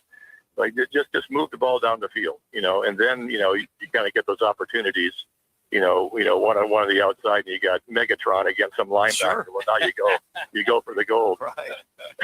So anyway, that's the way the course is. You kind of nailed it completely, and which is kind of what I like so much about it. I just love the fact that that there's stretches of holes where you just feel like I could birdie out from here. Like if I get to the 13th hole and I'm playing, if I'm a couple under, I'm thinking like I could shoot 60, 6 under or 7 under today. Because I feel like those incoming holes are immensely birdieable, all of them, and then some. If I can, just kind of not hit it in the water on 15 and, hit a reasonably decent shot on 17 and not do something stupid on 18th tee. I mean, it's like there's it's going to be, there's going to be a birdie bonanza coming in. I think that's always the way the course is played. And you see these amazing, finishes where guys just, they just light it up on the back nine, which is fun to watch. And you being that ex-quarterback, having that quarterback mind, do you have any kind of heartburn watching your Viking quarterback lead the Seattle Seahawks to the Super Bowl? You had to mention that. Yeah, and are you rooting for one Sam Darnold? You know what? I was having such a great day until we all wish we had Sam. Yeah. I mean, all of us, I think we think back to how we were all thinking a year ago and, 14-2 after, through the first 16 games and having a big game against Detroit for the number 1 seed and then playing so poorly in the first playoff game. And I think everybody kind of was uncertain about, was he, can he handle the heat? Is he the guy? But he's obviously proven to everybody, that he is the guy. He's that good, and I'm really happy for him personally. And I wish the Vikings still had him, no doubt. You got to pick for the game. We'll put you on the spot. Yeah. Well, I'm a long-time. Manuch knows I'm a long-time Patriots fan. Yep. I still am. I'm going with the Patriots. I think they're definitely underdogs, but they have an emotional, charismatic, really tough-minded coach. Yeah. And I see them, very they like a bunch of guys who are playing for the joy of the game. And if they kind of get their thing going, and Drake May kind of can be who he is, I think they have a great chance of winning. But I do think when all bets are forgetting about the betting, I do think the Seahawks are a slightly better team. So I wouldn't be surprised if they won, but I hope they don't. Tom, always great to catch up with you. I love getting the football analogies it was out awesome. of you, being the ex-quarterback. And you're doing a great job on the Golf Channel, by the way. They got your makeup going strong. You're looking good, bud. Yeah, we saw you live there the other day. Hey, you know what? That's just my beautiful, perfect skin. I had no makeup that day. You're the best, Thanks, Tommy. Tom. Thank you, man. Tell the boys I said hi if you would, please. All right. We'll do it, guys. Good There you talking go. to you. Always, man. That's Tom Lehman, everybody. Won this tournament, was the British Open champion. The accolades just go on and on and on. He's presented today by Lerner and Rowe. Just make one call. That's all. 602-977-1900. Speaking of which, it is time to get a caller on the line because you're going to match up against Kevin Rowe. The counselor is going to join us. Here's all you have to do. Just call 602-230-0620. We'll get your selections, and you will be matched up against the one, the only, Kevin Rowe. Roc and Manuch, Jimmy B, ESPN 620, 98.7, HD-2, and on the Arizona Sports app. Now open in North Scottsdale. It's the Orangedale Lounge. OD's. Right off Thompson Peak and Bell. Next to Bash's. Your new favorite dive bar has arrived. Cold drafts, chill vibes, always affordable prices, and the OD Mug Club. A one-of-a-kind membership you won't find anywhere else. No frills. Just great people, ice-cold drinks, and a bar that feels like it's always been there. Follow at OD Scottsdale and get the scoop at orangedalelounge.com. Orangedale Lounge. Dive in and drink up. Rock for WrightToyota.com. At Wright Toyota, they'd like you to get to know them. Their goal is to make buying your next vehicle the kind of experience that earns your recommendation to family and friends. They invite you to use all their innovative web tools on WrightToyota.com. So if you're looking for a new or pre-owned Toyota, head to their interactive website at WrightToyota.com. The right price, the right selection, all at WrightToyota.com. When tragedy strikes, the impact is immediate and devastating. That's when the 100 Club of Arizona steps in, providing financial assistance, guidance, and emotional support to the families of public safety officers injured or killed in the line of duty. They also invest in mental health resources, injury prevention, and scholarships for the children of first responders. Every day, Arizona's public safety professionals put their lives on the line. The 100 Club of Arizona has their back. Learn more at 100club.org. Need to feed a crowd? Let Venencia's bring the flavor to your next event. We know you have a lot of options when feeding a large group. Ordering directly from Venencia's means you get the best service and the absolute best pricing. There's no per person fee. Just tell us how many people you need to feed, and we'll come up with a perfect plan to ensure everyone's well fed and happy. Grad party, office celebration, family reunion. Invite Venencia's to the table. Text catering to 411 24/7. That's catering to 411 247 or Venencias.com. For over a century now, Ford has been part of America. In my family, it's been generations. Paul Calvisi here. My grandfather worked for Ford Motor. My first car, a classic Mustang, still have it. But going to our Desert Ford dealers today means getting more than a vehicle. We're talking a full suite of benefits like complimentary Ford mobile service or try Ford pickup and delivery. Yes, to and from your door, and it's easy scheduling in the Ford Pass app. Tough would be built Ford tough. More than a slogan, it's an identity of the F-Series trucks. And the all-new 2026 F-150 is the best yet, with a completely redesigned interior and exterior. Adventure? How about the Ford Bronco Sport? It says, let's get it, with 5 available trims so you can forge your own path. We recently bought a new Explorer at our Desert Ford dealers. Love the flexible seating up to 7, all the cargo room, the advanced tech. Bottom line, Ford is the future at our Desert Ford dealers. Just click buyfordnow.com. Time to challenge the defendant. Attorney Kevin Rowe from Arizona's full-service law firm Lerner and Rowe. Need a wreck and need a check? Just call Lerner and Rowe at 602-977-1900. At Lerner and Rowe, no fees unless you win. Now, Counselor Kevin Rowe on Roc and Manuch with Jimmy B on ESPN 620. All right, everybody, welcome back in. We go all the way till 4 o'clock this afternoon. A Lerner and Rowe segment with the counselor. It is Arizona's best personal injury law firm. Just make one call, that's all. 602-977-1900. Always at lernerandrowe.com. All right, counselor, here we go. We know that Roc is on assignment today. However, Manuch and I got a couple of texts that actually he's one of the guys in a banana outfit. Can you confirm that? I did see those banana guys, and now that actually makes some sense. There was a little bigger one running around here. It probably was him. But yes, you guys, I'm on assignment as well here at the Phoenix Open. The crazy thing is there really golf here? I haven't seen it. It's so funny you show up for a party and a golf tournament breaks down, right? I've been coming here for 8 years, and I don't think I've ever seen a ball hit. It's crazy. Crazy, but it's a wonderful day, 82 degrees, hot out here, and everybody's looking beautiful. The people of Arizona and all those visitors coming in, just a beautiful group of people enjoying the 82 degrees. So great day today. It's interesting, Council, that it seems like every year gets bigger, and bigger. And not that they need a bigger boat. It sounds like they're just restricting how many people can get on the boat.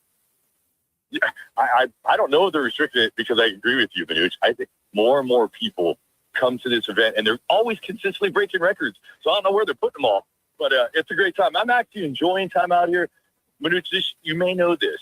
El Toro Chargers. Have you ever heard of that high school, Manuch? El Toro. Yeah, that's the one where this one gal named Carrie Purdy, she's from. She's an alumnus of that. That's really the only famous person I know that's from there. Yeah, that's true. That's the only one I know that's from there. But I went there as well. But I have some friends of mine that are out here from El Toro High School, Chris McCarthy, Terry McCarthy, and Mike Miller. They're all out here, came out to enjoy this wonderful day, too. So great time out here enjoying, I guess, golf. But, again, I haven't. Well, you know what, Kevin, it's funny because I'm a McClintock Charger. You're an El Toro Charger. I knew we had a great connection there some way. I've always loved you, Manuch. That other guy's always been bringing you down, buddy. You know what? I ignore the noise, as you know, Counselor. That's for sure. All right, we got to do some business here, Counselor. Yeah, before we run out of time. Here we go for the Super Bowl. It is a couple of games that we are going to play. So let us begin then with total offense combined in the Super Bowl, over or under 600 yards. And, and by the way, you're taking on Ed Bannock of Mesa. Ed gave us his last name just so you knew. Ed Bannock, when he said when he kicks your butt. So I just want you to know that. I love Ed. This will be great. So real quick, is the Super Bowl next week or the week after? Because I know this weekend is the Open. The Open's on Sunday. Yes, it is. Yeah, that'd be this weekend. That's why we love it so much. Okay, so over, under 600, is that what you said? Yes, that's it. Yep. This is tough. It's a big day for both these quarterbacks.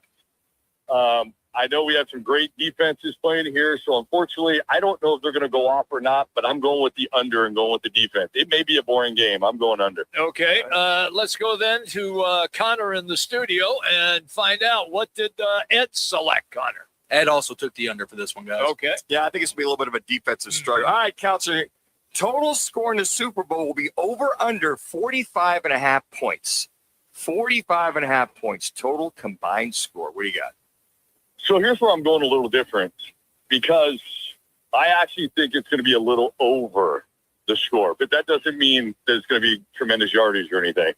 Taking into account for defenses, taking into account for turnover, I'm going 27-20. Okay, so you're going just over. So you're going over on that bad boy. Okay, and what do you got? What's Ed got there, Connor? Ed here took the under. Okay, got one Okay. over and one under. Okay. All right, question number 3. Total passing yards combined in the Super Bowl will be over under 500 yards. Here we go again, man. This is a tough one. Both these quarterbacks are averaging throughout the year 220 to 250. But it's a big game. It's a big moment, and we have big defenses. So, man, this is tough. I'm taking the under. I'm going with the under. And where did Ed go? Ed also took the under. He's 3 for 3. Okay. All right, counselor, here you go. This might be the tiebreaker. Winner and score of the Super Bowl. I think you just alluded to it a little bit there. And don't let you going to school at UW influence your thinking whatsoever. Manuch, we've had this conversation, I think, a few weeks back, and you kept repeating over and over to me when I said I'm a Rams fan. Yeah. I am absolutely not a Seahawks fan. I'm not part of the 12th man. So, unfortunately, though, and I would love to see the Patriots do something. Drake May seems like a great kid. And you know where the quarterback for Seattle went, right? College? Manuch, you know that, right? You know how I feel about that. University of Second Choice. Yes, we got that. Second choice, up Blank Creek. You know them all. So here's the deal. Unfortunately, I think they have a great defense and they actually have a great team this year. I'm going with Seattle, 27-20. And where did Ed go? He took New England, 21-14. Okay, there you go. There it is. Yeah. Hey, counselor, you had to be excited with what you saw last night. Matthew Stafford, NFL MVP, and then saying he's coming back for another year. It was wonderful. And by the way, how close was that? Was it 635 to 631 or something like that? Yeah, that was it. Amazingly close. Amazingly close. That's great. I mean, remember, he was hurt beginning of the season. You know, off season coming in and having the season they had. You got to figure a guy at 38 years old still putting up and winning an MVP and still doing this stuff. It's reminiscent of somebody that was in New England way back in the day. But yeah, pretty awesome. Yeah, pretty awesome stuff. Yeah, the guy named Tom Brady. And then there was a guy before that named Steve Grogan that might have been in that hunt too. But overall, I don't know if I was born yet to know that. Yeah, thanks for aging me. I played against Steve Grogan a few years back. So hey, before I let you go, give us a little thing. Some of the things that Learning Row's got going on with Learning Row Gives Back. Yeah, we got tons of stuff. I'll just tell everybody this. Go to learningrowgivesback.org or .com. We have our golf tournament coming up. It's what we do once a year. It is our only fundraiser. And for the last 3 years, we've raised over $1.3 million. And for those who haven't heard me say this before, every single penny raised goes back to help others in our communities here in Arizona. So really proud of it. I know Roc's part of it. It's a great event. It's a wonderful event. If you go on learningrowgivesback.com, you can hit Golf Scottsdale, and you will love that you were a part of it, and you would definitely not want to miss it after that. Our swag is off the charts. So come out, check us out. We have events every weekend that we're doing. We're in that season right now where there's galas and stuff coming up. I know we have an Honor Health gala coming up. There's just a lot of stuff that we're doing. If you want to check us out, if you want to support us, please go to learningrowgivesback.org. You're the best, pal. And look out for that guy in the banana suit, okay? Heads up, counselor. I'm a little scared of that banana suit right now that I know what's really going on underneath it. Okay. Hit the dump button. Thank you, kid. We'll see you, pal. There you go. That's a little fun with the counselor. Look, he's having a party out there, and that's what you got to do. Hey, it's what Learning Row does. I mean, they're kind of they're the guys in town, and they make things happen.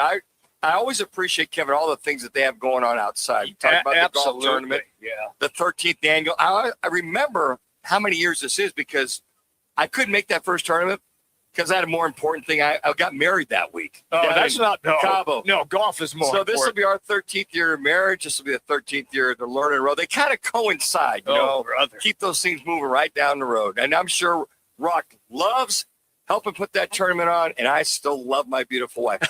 I check to see if she still likes me once in a while. Yeah, but really. They go hand in hand, the marriage and the tournament. She should call this show and really tell everybody what it's really like putting up with you. She's got more important things to do. Hey, next week, we are going to be in Peoria at Biggs. Now, I'm not going to tip my hand, But I am going to tell you, we are going to have an amazing offer for our listeners. And you'll hear it next week. I believe it's Wednesday. We're going to be there. Yep. At Biggs in Peoria. You won't want to miss this show because it is going to offer you up, a great sports fan, an opportunity to have a wonderful time. And it's all on us and our great partnership with Biggs. Okay. So we will see you Wednesday in Peoria. At Biggs. All right, when we come back, sports professor is going to join us. That is Rick Orrell. Right now, let's get you to an ESPN 620 Sports Center update.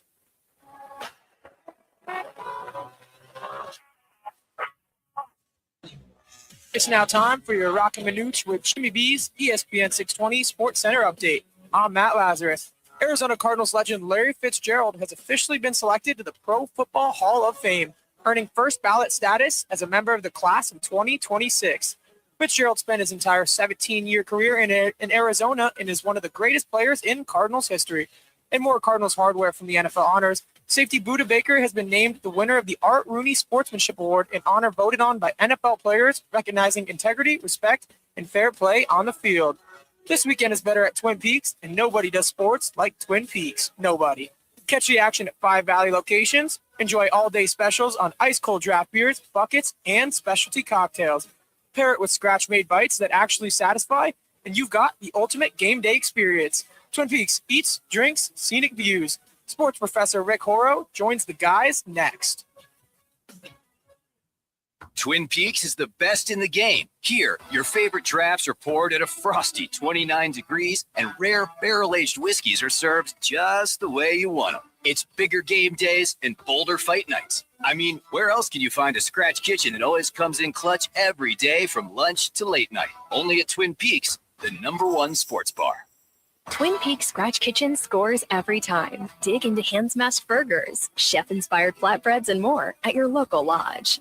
Another Arizona storm season's rolling through. Before the next big downpour hits, call State 48 Roofing for your free roof inspection. Whether it's cracked tiles, flat roofs, or old shingles, don't wait for leaks to show up. State 48 Roofing is Arizona's #1 referred roofer, trusted for over a decade in both residential and commercial roofing. Protect your home, protect your business with State 48 Roofing. Visit state48roofing.com or call 480-268-4509 today. Bigger fields, bigger events, bigger experiences. Arizona Athletic Grounds. Arizona Athletic Grounds is a 275-acre sports and entertainment destination for athletes, fans, and families. Located in Mesa, AAG is one of the largest multi-sport complexes in the country, with over 475,000 square feet indoors and more than 150 fields and courts. From tournaments to training to cheer, dance, concerts, and corporate events, the Grounds does it all. Learn more at azgrounds.com. Game on Peoria. When it's time to eat big, drink cold, and watch every play, make it Biggs American Bar and Grill in the P83 district. Biggs is serving up huge portions of your favorites. Burgers, wings, nachos, plus a full bar and TVs everywhere you look. And don't miss happy hour Monday through Thursday, 3 to 6:30 p.m. with $2 off well drinks and $2 off domestic drafts, plus daily specials all week long. Bring your friends, grab a seat on the patio, and settle in for the game. Biggs American Bar and Grill, where Peoria comes to play, eat, and watch. You wanted to be cool, which led you to smoking, which led to a pack a day. Then you met that special someone, which led to starting a life with them, which led to wanting to live longer, which led to quitting. Then you heard you may be at risk for lung cancer, which led you to getting a low-dose CT scan. If you smoked, get scanned. Talk to your doctor and learn more at savebythescan.org.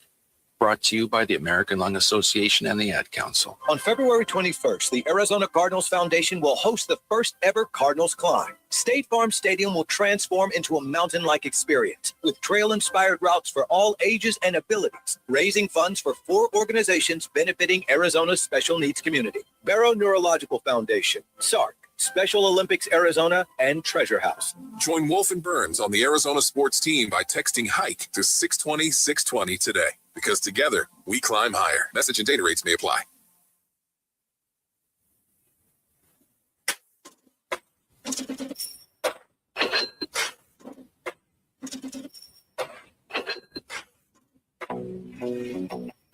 time to talk about the business side of sports. Leading expert in the business of sports, author of the new bestseller, The Sport Business Handbook, host of Power of Sports, and architect of over 100 deals worth billions in sports, the sports professor Rick Horrow joins Roc and Manuch with Jimmy B on ESPN 620. All right, everybody, welcome back. And, it's always great to be Rick. He had his private jet. He was in Italy for the Olympics. Then he hopped on the jet, flew to San Francisco.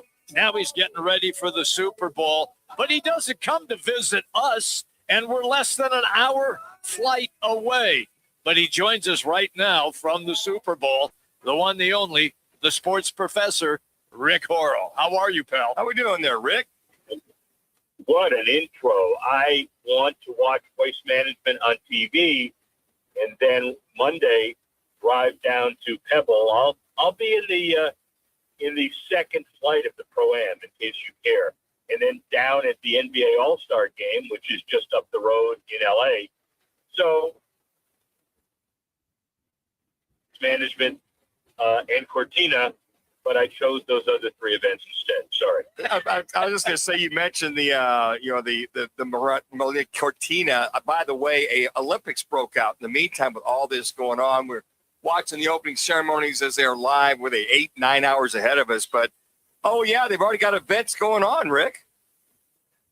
Yeah, but well, of course, the Olympics. The opening ceremony doesn't mean that nothing happens beforehand. You got preliminary rounds and a whole bunch of other stuff. And I was at that Winter Classic in Tampa where it was like 22 degrees at puck drop, which was amazing last Sunday. Then took a flight out to San Francisco when Gary Bettman and all of his folks took their flights to Cortina. And there was still a lot of discussion about whether you would have to flood the town square and hope for it to freeze, or whether they would really get the arena done. Not as big as it was supposed to be. The dressing rooms might be a little more inconvenient. But for a sport where they haven't had the NHL players since 2014, it was really important they would get this right, and it looks like they did. Let me follow up then where you are. The things that I see on X, the majority of media people complaining massively about the hour-and-a-half difference from San Francisco down to Santa Clara where the stadium is. So where are you? Are you sequestered nicely in Santa Clara, or are you in the city by the bay? Well, I am in Monterey. Oh, even better. Because I decided to stay away from those millions of media people who all they do is complain.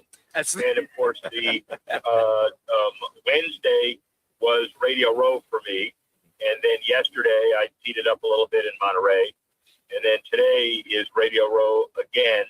Lee Steinberg has this party that I do annually, and it's easier for me to go to the events at Santa Clara from Monterey than from San Francisco, ironically. And then after the game, head down to Monterey again, and then to the Pebble Beach. So it is, look, this is one of those like Miami and Lauderdale, like Dallas and Fort Worth, where you're going to complain because if it's not New Orleans and you don't have people like dropped off next to the stadium, everybody's going to complain.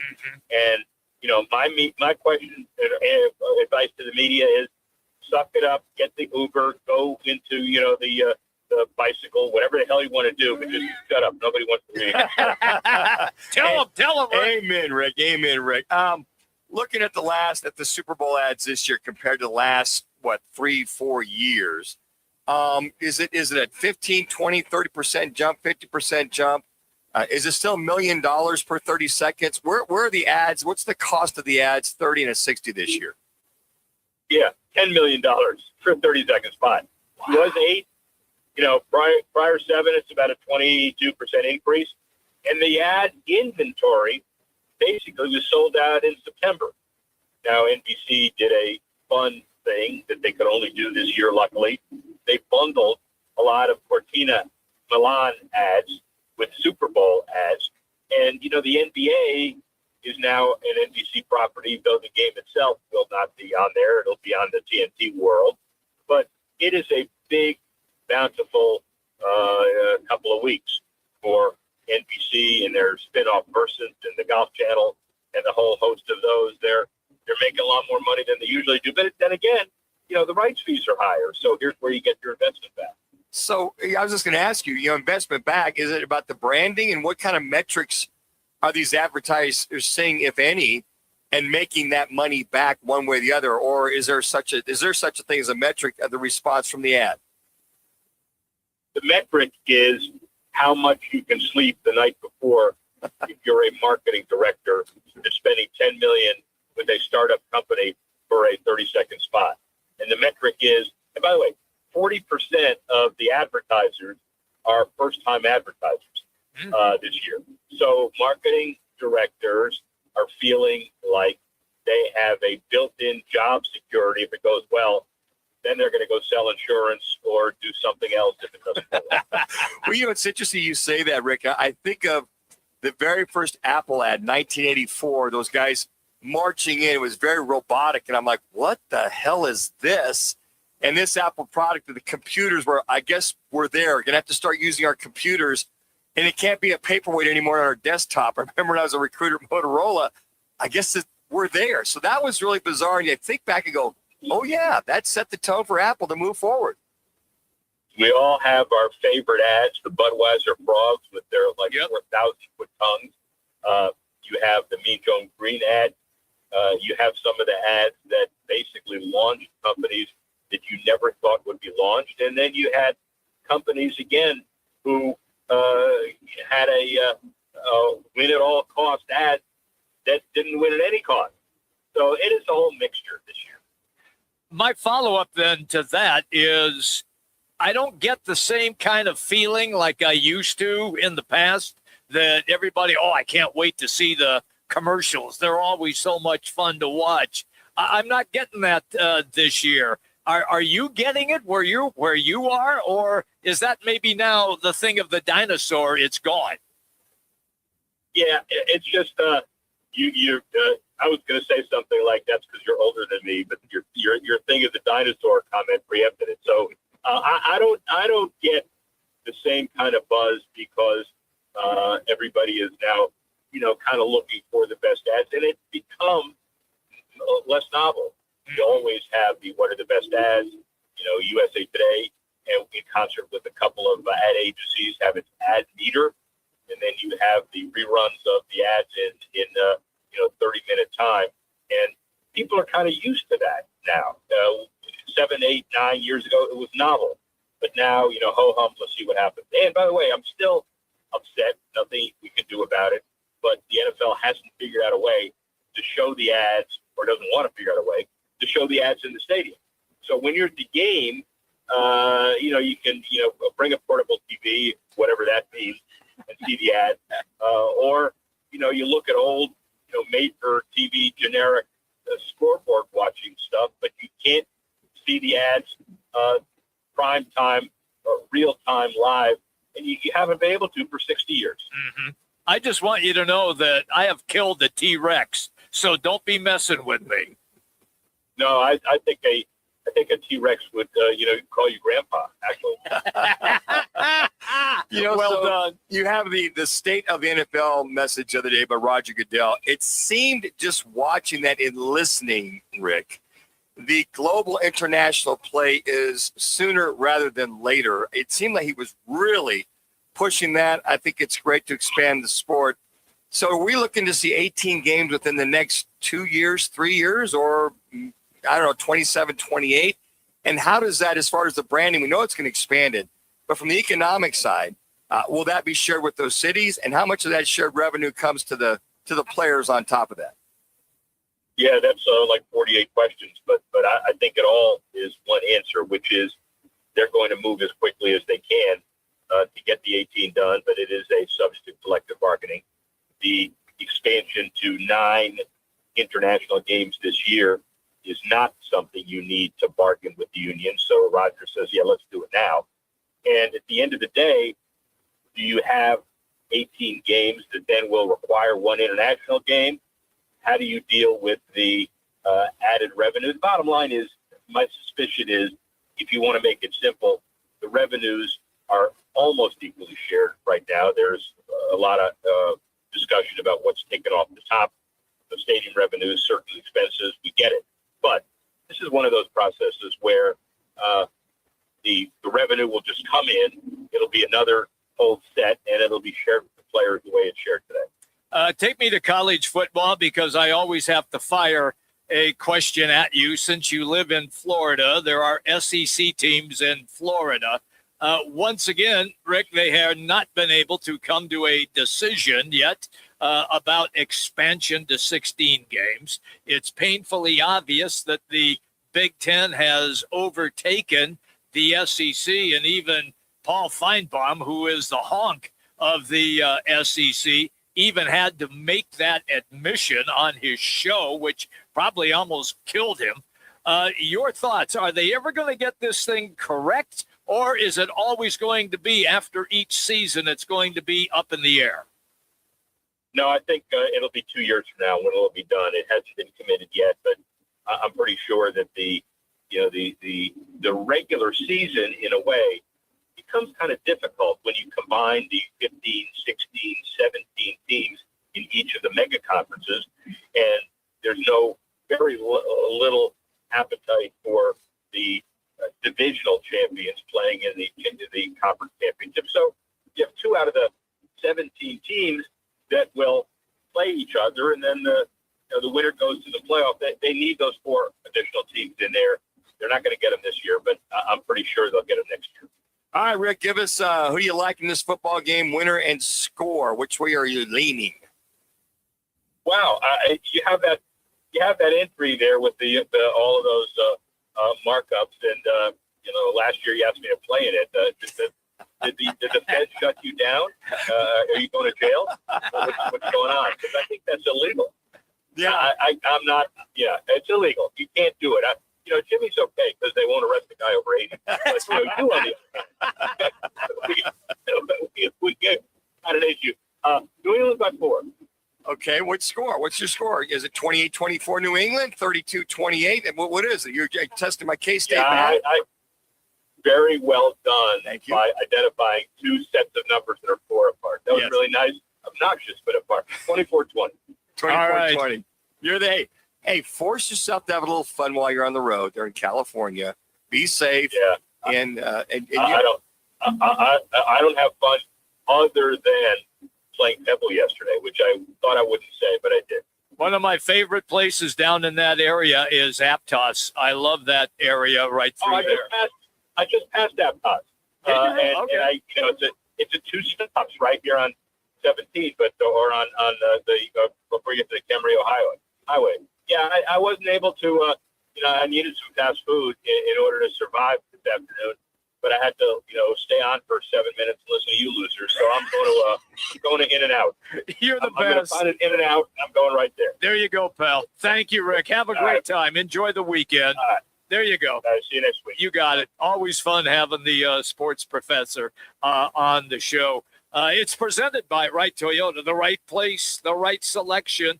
Always right dealership. It's located in Scottsdale, Frank Lloyd Wright Boulevard. It is Wright Toyota. You can check out their full inventory of pre-owned certified vehicles under $15,000. Also, you can go online, wrighttoyota.com. All right, so here we go. How important in the playoffs is a reliable field goal kicker? Well, we're going to talk to one of the best that ever did it. It's Hall of Famer Nick Lowry. He's coming up next, everybody. Roc and Manuch with Jimmy B. ESPN 620, 98.7 HD-2, and on the Arizona Sports app. When it comes to sushi, reputation matters, and Sushi Brokers Arcadia has built theirs on being the best sushi in Arizona. From traditional rolls to bold fusion creations, like our crowd favorite, Seafood Dynamite, and the must-try sushi pizza. We've got something for everyone. Our famous happy hour is every day from 3 to 6:30 with fresh favorites like the California roll, spicy tuna roll, and the surf and turf roll, topped with seared steak. Sushi Brokers Arcadia, 44th Street in Indian School. You applied to Grand Canyon University because you want somewhere fun and affordable, where hands-on classes and access to industry pros can help you build skills employers need, with the opportunity to graduate in less than 4 years. You want to feel seen, loved, called to more, to know you found your purpose. Make yourself the main character. Begin your story. Find your purpose at GCU. Visit gcu.edu. Hey, it's Kevin Rowe from Learn and Rowe, trusted across Arizona for helping injured people after serious car wrecks.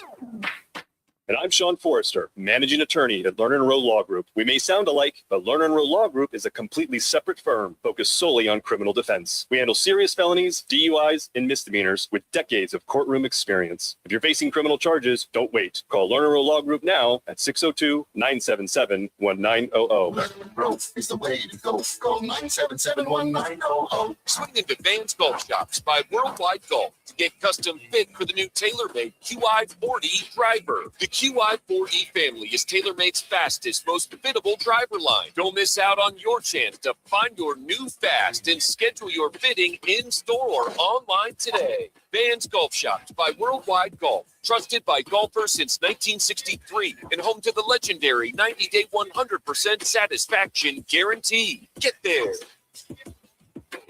Game on Peoria. When it's time to eat big, drink cold, and watch every play, make it Big's American Bar and Grill in the P83 district. Big's is serving up huge portions of your favorites. Burgers, wings, nachos, plus a full bar and TVs everywhere you look. And don't miss happy hour Monday through Thursday, 3 to 6:30 p.m. with $2 off well drinks and $2 off domestic drafts, plus daily specials all week long. Bring your friends, grab a seat on the patio, and settle in for the game. Big's American Bar and Grill, where Peoria comes to play, eat, and watch. Hi there, it's Scott from Pentatonics. So from the beginning of our journey in music, the foundation has been music education. It's so incredibly important that we continue to show kids the importance of music in our schools, in our homes, and even in the car. Music is such a powerful expression of emotion and individuality that we are responsible for keeping the love for music alive. This message is courtesy of the United States Air Force.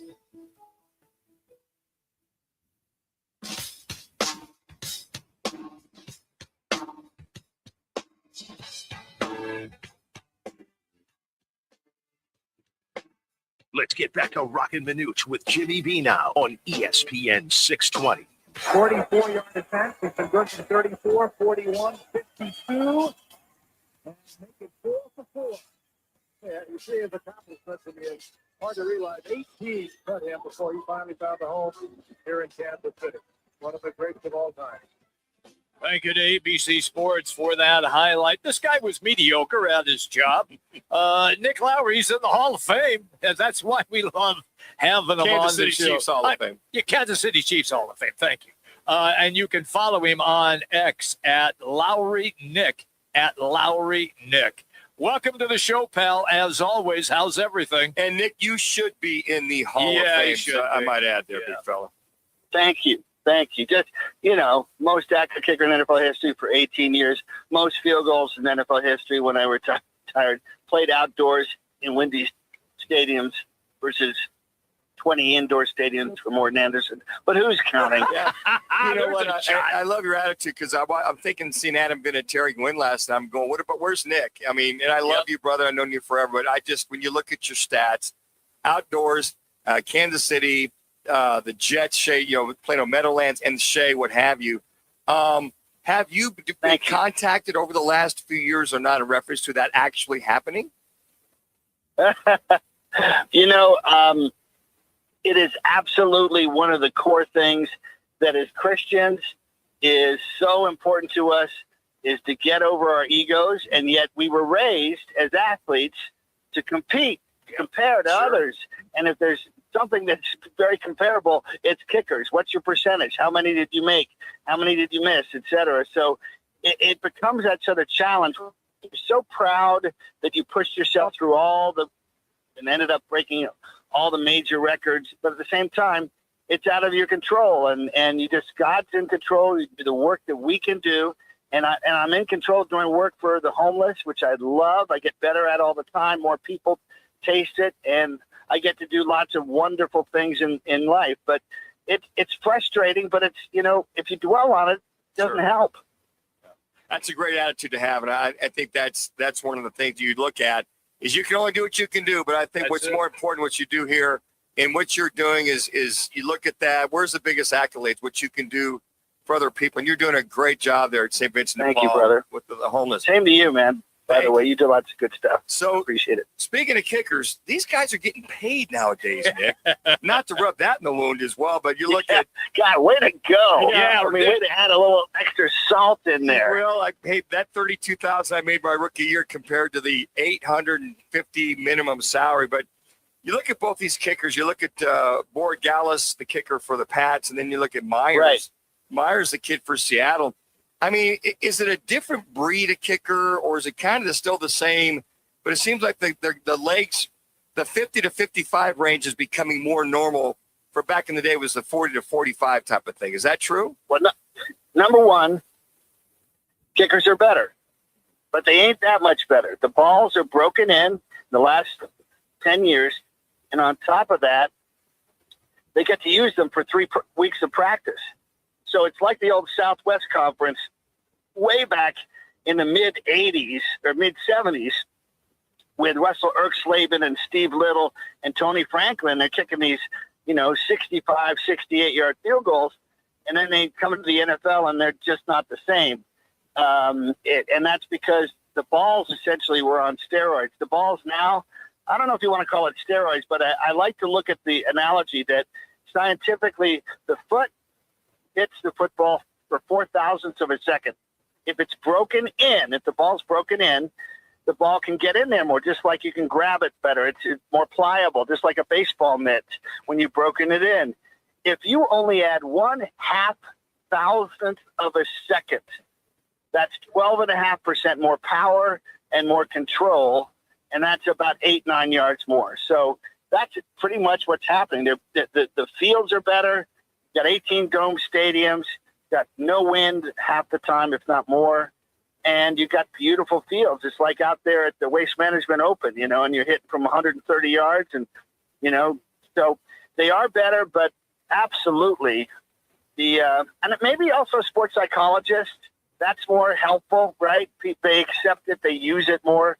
But overall, the footballs are a lot easier to kick. I mean, I had a 58-yarder that I if you guys want to go to 5 field goals, Nick Lowry Raiders, it's right before halftime, and O.J. Simpson, of all people, is doing the sidelines, and you can hear him saying when I hit the 58-yarder halfway up the net, that looked like it could have gone 70 yards, and Frank Gifford goes, yeah, he could be the one to break to break the all-time record, blah, blah, blah. That was 41 years ago. Wow. And I just have a feeling if I had those footballs, I'd probably hit a few long ones too. It's amazing when Tom Dempsey set that record in New Orleans at Tulane Stadium, and then now it has been surpassed like 10 times, maybe 12 times by now.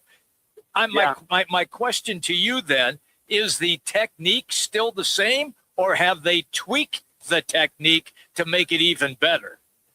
Well, I think they know it's more important, right? So they, in the past, you'd take 2, 3, 4 field goals. I was lucky with Frank Gans. We'd get 10 attempts, and you get the whole field goal team protecting better. And the snappers, oh, my God, they're so much more where you get those 3 twists in the ball. You get the laces for the holder.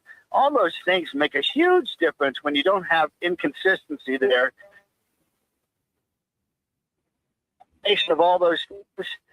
And then, of course, the game. Gosh, every little thing. Look at how the game, which will be true in the Super Bowl, there will be, replays of very difficult to call things in slow motion. And in slow motion, after 2 or 3 views, you still don't know what to say. So that's how competitive the league is now, and that will absolutely remain true at the Super Bowl.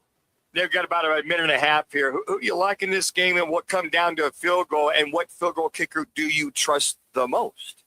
Well, Andreas Borregales is very good, but it's his first year. And so you got to give a slight edge to Jason Myers, who kicked 41 field goals, 171 points. So I'm going to go slight edge in the kicking department there. Plus, their punter's probably a little bit better, too, on Seattle. And so that could give an edge. But, I played for the Patriots. I scored 7 points. We beat the Raiders and the Chargers.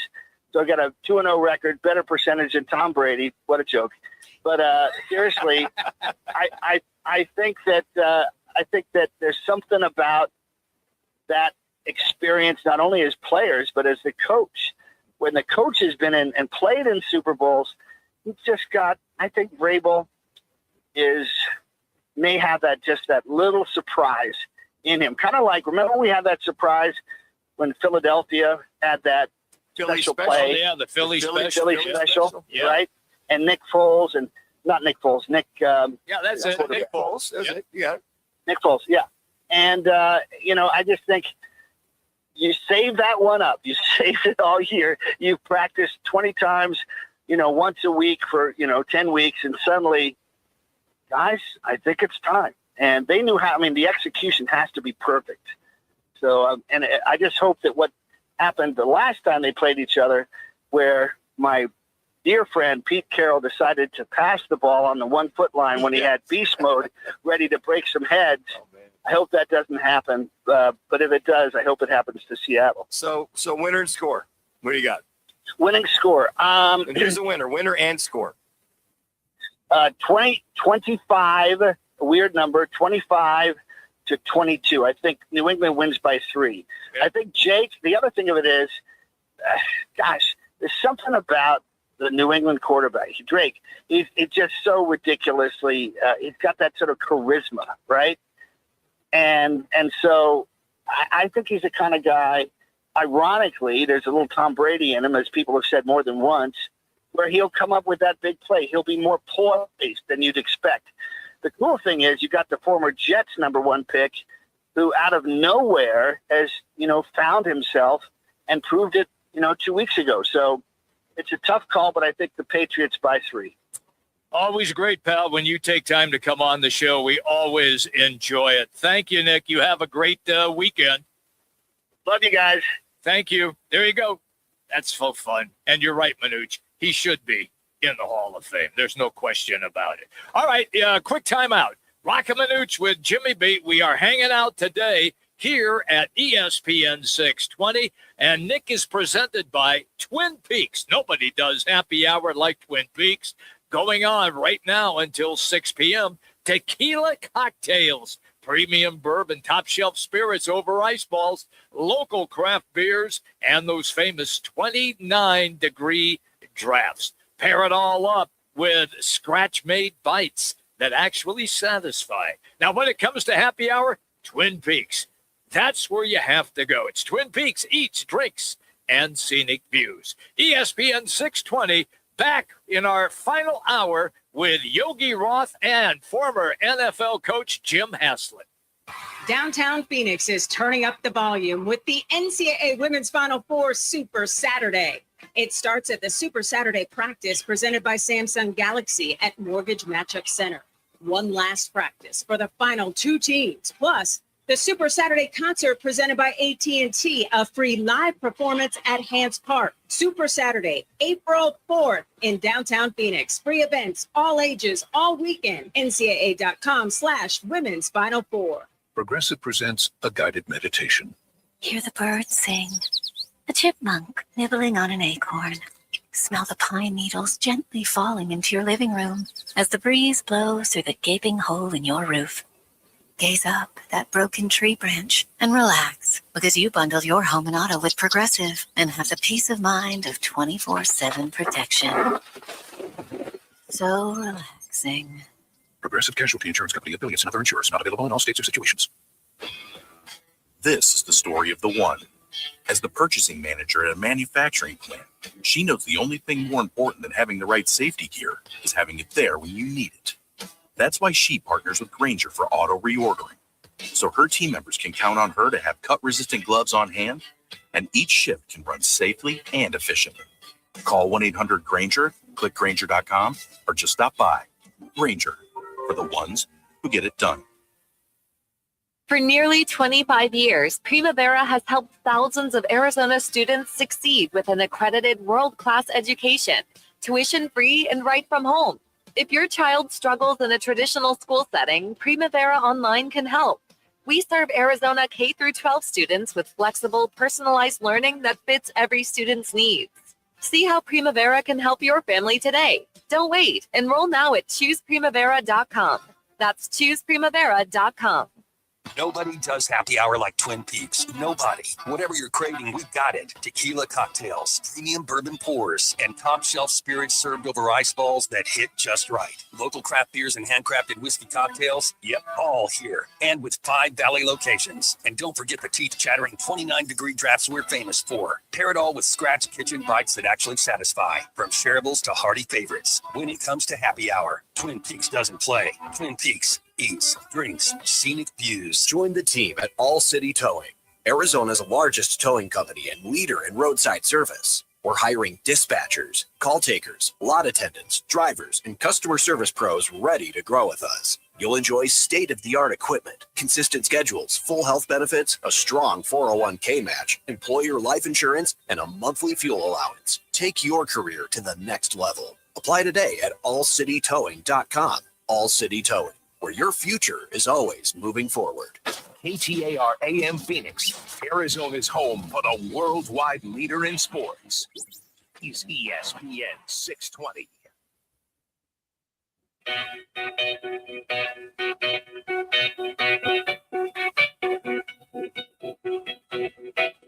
It's time to go inside college football with elite analyst Yogi Roth. From Elite Eight coach to Emmy award-winning filmmaker and best-selling author, Yogi brings it all. Don't miss his podcast, Why Option, as he examines college football through the West Coast lens. Yogi Roth now on Roc and Manuch with Jimmy B right here on ESPN 620. Done a great job. They're down here over the middle. Cooper Cup. It's in. Touchdown, Seahawks. Thank you to Fox for the highlight. Yogi's here. We can't wait to get him on the show. You can find him on X at Yogi Roth. I'm telling you right now, Yogi, I think Cooper Kupp might be the MVP again. He was when he played for the Rams, and the Rams won. Everybody's talking about the QBs. My money's on Cooper Kupp. Let's get to the quarterbacks quickly then, and let's start first with Seattle and Sam Darnold and what you can see, the way that he has improved, and is he ready then for this game? Yeah, well, great to hear your voice, and happy Super Bowl. What a great game and a great, weekend in all of sports with the Olympics kicking off today with the opening ceremonies. It's pretty cool to be a sports fan, as you might imagine right now. For Sam, he's a guy that I remember him as a 3-star recruit, meeting him in Northern California in 2013, I think it was. And I turned to Trent Dilfer, who was the head coach of the Elite 11 camp at the time, and I said, "Doesn't he look like Andrew Luck?" And we both kind of nodded and smiled. And his recruiting exploded from that moment on. And then his career took off in college. And then he went through what I think a lot of quarterbacks need to go through, as you all know. We talk about it all the time. You got to navigate hard things. And Sam has never flinched, whether it was with the Jets or Carolina, and then finding his joy again with really healthy organizations the last couple stops. And now look what he's done. I'm just thrilled for him. I don't think the stage will be too bright. He's a guy who, the bigger it gets, I think the more comfortable he gets. He's always been a gamer, no matter the sport, no matter the stage, no matter the team. So I can't wait for him. I am just pumped for him and the city of Seattle. And it's pretty cool to have this rematch from, 2015, 2014 in that Super Bowl. Yogi, it's interesting because I thought about you this week with the Elite 11 and Trevor Lawrence coming through there and Tyler Shuck just missing out on the Rookie of the Year, and then Sam Darnold. And then there's so many that have come out of the Elite 11. And I'm just curious, did you see, you just described Sam Darnold. Nothing fazed him, even killed, worked hard, kept his head down, and ignored the noise. So for a lot of these successful young men have gone to the National Football League. Did you see that early on at the Elite 11, their senior years in high school before they went to college? You try to. You try to stress them and, get them for a couple days. Or you try to tap into, we make everybody write an essay, which is answering the following 2 questions. Why do you love football? And describe a moment when you've met adversity. And the answer is range, right? Because for every athlete, it's really whatever you're telling yourself based on your experience. So some, their adversity was, throwing 3 picks in a playoff game. For some, it was, watching a family member die, seeing somebody come out of rehab. Like the stories are dramatically different between one another, but the essence of them are the same of, I can navigate hard things. And I think for Sam, especially as in the NFL, or Tyler dealt with it at Oregon, and throughout many times in his career, you have to double down on you. If you're going to count on everybody else, whether it's you and me coaching them or their coaches in college to be the only person to uplift them, they're in trouble, because that'll fade. Psychology would say that confidence comes from one place, and it's how you talk to yourself. And that's what I love when you get to know Tyler and Sam. And I try to tap into that in my role of how these guys talk to themselves, and then throughout their careers, check in. I mean, Sam and I hosted the first ever podcast in college football, and it was a non-Heisman campaign. I wrote about it at yoption.com. It's for free if anybody wants to read it. And the point was, I don't want to just host a podcast with Sam Darnold and ask him questions. Why don't we have him ask questions and remind everyone he's curious? So he's interviewing Will Ferrell, Justin Turner, ironically, Pete Carroll. This is all in his redshirt sophomore season after he was the starting quarterback there. And you watched him grow and learn and seek. Tyler's the same way. Drake Mays. I mean, all of the guys that are successful have to have that curiosity to them. So I think that's probably the biggest thing that I try to find at the Elite 11 is, like, what is their unique trait? And then, as it's so circumstantial of if it works out, how it works out. I mean, if there's no COVID, who knows what Tyler Shuck's career looks like right now, just based on having more years of eligibility. Who knows what he would have done. So we know you're short on time because I'm sure you're booked throughout the day. Give us an idea who you like in this game, why you like in this game on Sunday. No, I don't. I think I like, you go back and forth. Like, both defenses had their moments in the season, obviously. I'm a Pete Carroll guy and a disciple, as you know, who's coached for both of those teams. It makes it ironic. I think if I'm pulling for anybody, I'm probably pulling for Seattle. I'm excited for Sam. It's fun to watch Jackson Smith and Jake Butt do what he's done. John Schneider's been a friend for a long time, their GM, and how he's rebuilt and retooled this team. So I'd probably pick them. I always think that, even in the NFL, the West Coast teams kind of get ignored. Same thing in college, right? The University of Washington went to the national title a couple years ago, and they aren't considered as blue as the other blue bloods. I think the same thing happens in Seattle at times. So it'd be nice to see it kind of swing that pendulum back out west, see the Seahawks get it done.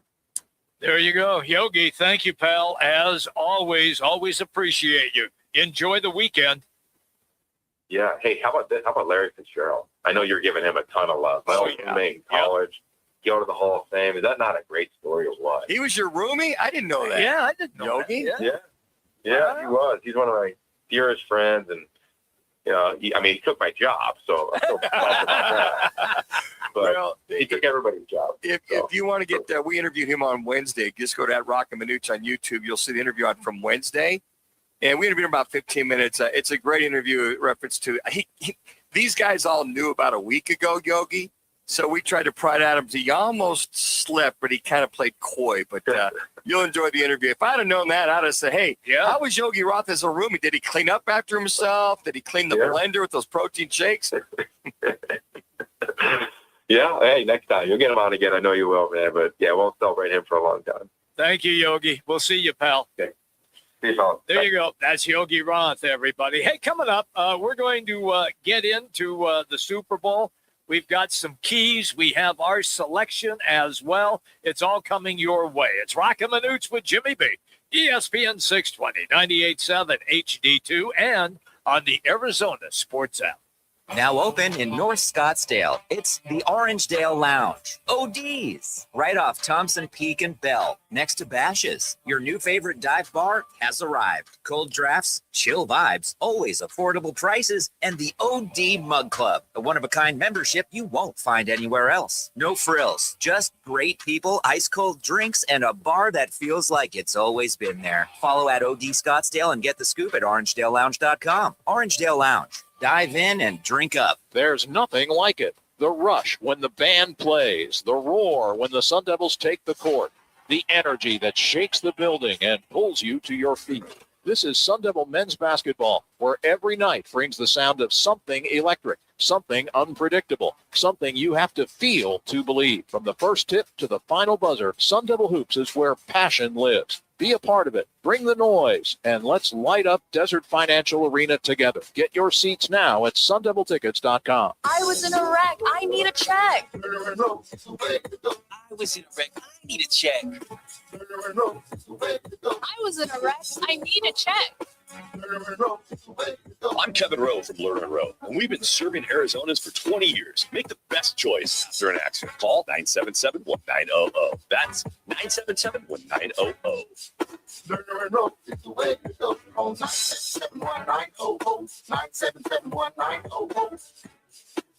Arizona's headquarters for Toyotas is Wright Toyota. Hey, Rock, for my friends at Wright Toyota in Scottsdale.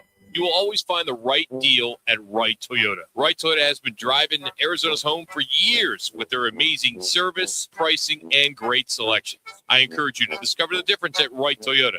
Make the right choice, Wright Toyota, just off the 101 on Franklin Wright Boulevard, and always online at WrightToyota.com. The right price, the right selection. Check out WrightToyota.com. Twin Peaks is the best in the game. Here, the ultimate lunch lineup boasts wall-to-wall sports and scenic views. When you're hungry and in a hurry, the Scratch Kitchen delivers lunch in the clutch. I mean, where else can you order a 29-degree draft beer and a quickie combo on your lunch break? Only at Twin Peaks, the #1 sports bar. Twin Peaks Scratch Kitchen scores every time. Dig into hand-smashed burgers, chef-inspired flatbreads, and more at your local lodge. Are you looking for career opportunities with great benefits and job growth? How about the chance to make an impact? What we do here at the City of Phoenix matters. 14,000 employees and counting, all dedicated to making a difference in the communities where they live, work, and play. So come join us. Help us do work that makes Phoenix work. You can see all open positions and apply at phoenix.gov/jobs. This message is sponsored by the City of Phoenix.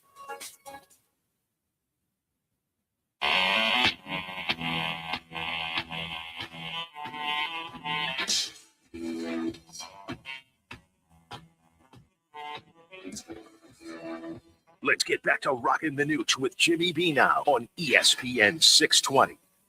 It's hard to maybe pinpoint one exact point. I know probably the win on the road at Buffalo was huge for us. I think just finding a way to win that game against a tough opponent, on the road, a team that's been, historically, great in playoffs. Had a playoff. I had a home game. I think win streak and be able to win there. But really, other than that, I think just the continued success on the road has been huge for us. Continued success on the road and trying to find a way to do it one more time here. Quarterback Drake May and his thoughts getting ready for big game Sunday. Can't wait. It's going to be a lot of fun to watch this game. Super Bowl time, and we're going to hear now from some of the participants. You just heard from Drake May right there. Let's play one more with May.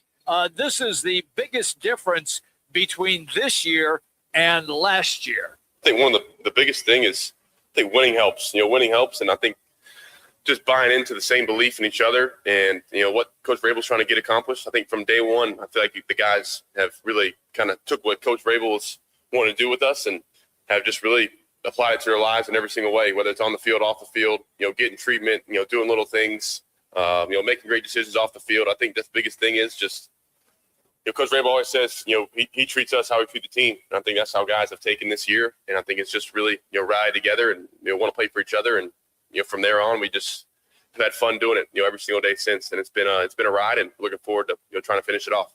I think what he's saying there is the environment, the culture, keeping it consistent, keeping it focused. And you hear that in his voice, a very confident Drake May, only his second year as quarterback. Yep. But I think that the whole team understands where they are, what their responsibilities are, accountability, which is very much, Vrabel taking a page out of the Bill Belichick era, if you will. Be accountable, be responsible, do your job, and be ready to do your job. And if you do that day in and day out for, dang near 6 months, you get to a game like this, I'm sure you're excited. Sure, you're going to be fired up. But if you've done it, it's like, okay, turn the car on, put it in drive, and get down the road. You've seen where the bumps in the road are. You know where the fork in the road is. You know which way to go. I think that's what he's saying when he says, hey, we're ready to play this game because we've been doing it the last 6 months.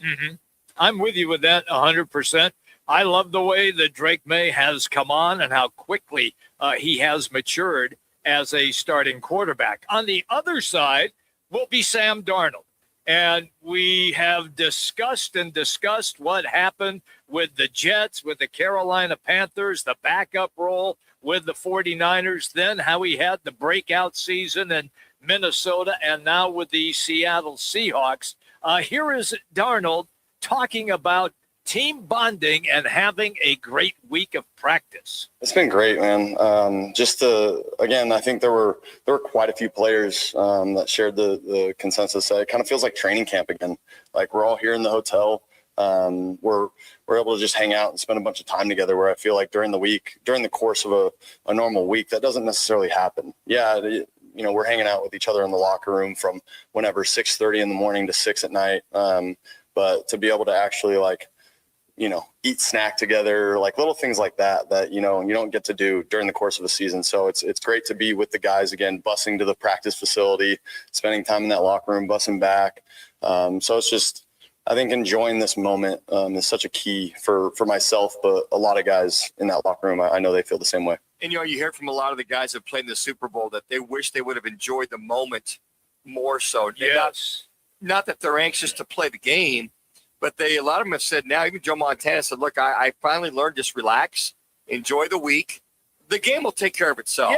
Yeah. And I think you heard there with Sam Darnold that, hey, looks like training camp. We're bonding. We're back together. Guys are talking even more so. It's different. Once training camp breaks, you get there in the morning. You have lunch there, but then you come and you go, and you don't have that kind of camaraderie unless you want a road trip. So I think, once again, it's just enjoy the moment, enjoy the process, because you may never get this chance again. I'm with you. I mean, ask Dan ever. Marino. Exactly. So I think that's the right kind of attitude to just kind of keep your mind free of all this stuff that comes with this. All right, let's go then to our Super Bowl selections. Now, Rock is not here today. We know where he is. He's on assignment. Somebody's got to do the Waste Management Open. Yeah, he's on assignment. Excuse me, the WM Open. There you go. Totally correct. Yeah, I know. He has Seattle winning at 31-20. Seattle winning at 31-20. So I will go next. I have the Seahawks winning the game as well. I have it a 8-point game at 28-20 in favor of the Seahawks. Manuch, my thought process is both defenses are terrific. However, I just think Seattle's offense and the wide receivers that they have will find a way to get open. And if you double Smith-Njigba, Cooper Kupp is going to have a breakout game again. We saw that he was the MVP of the Super Bowl when he played for the Rams. There's no reason why he could not have a similar game against the Patriots. Yeah, I'm gonna side with that a little bit too, Jimmy. I'm gonna take Seattle 28-17. I'm going to echo. I think when I look at Seattle's offense, I see more balance. Fair. That's fair. Sam Darnold, who had a MVP type year. In my opinion, he's exercised all the ghosts of the past. He's moved beyond that. But when you have Kenny Walker, you just talked about the receiving corps of Seattle, their tight ends, their offensive line. The key is that they can run the football. They can pound the football. And with Sam Darnold, as far as him throwing the football, he can make every throw imaginable, every one of them. And if he does have an interception or two or fumbles, he's showed people he can recover. And I think he showed that last year with the Minnesota Vikings. Okay. When he was won 14 games there too. So I really believe that Sam has exercised whatever the demons or ghosts or whatever everybody wants to say. But I really like this offense. Now, on the defensive side, I feel that this defense of Seattle can put pressure on Drake May with just 4 guys rushing. He's got 15 sacks in the playoffs so far.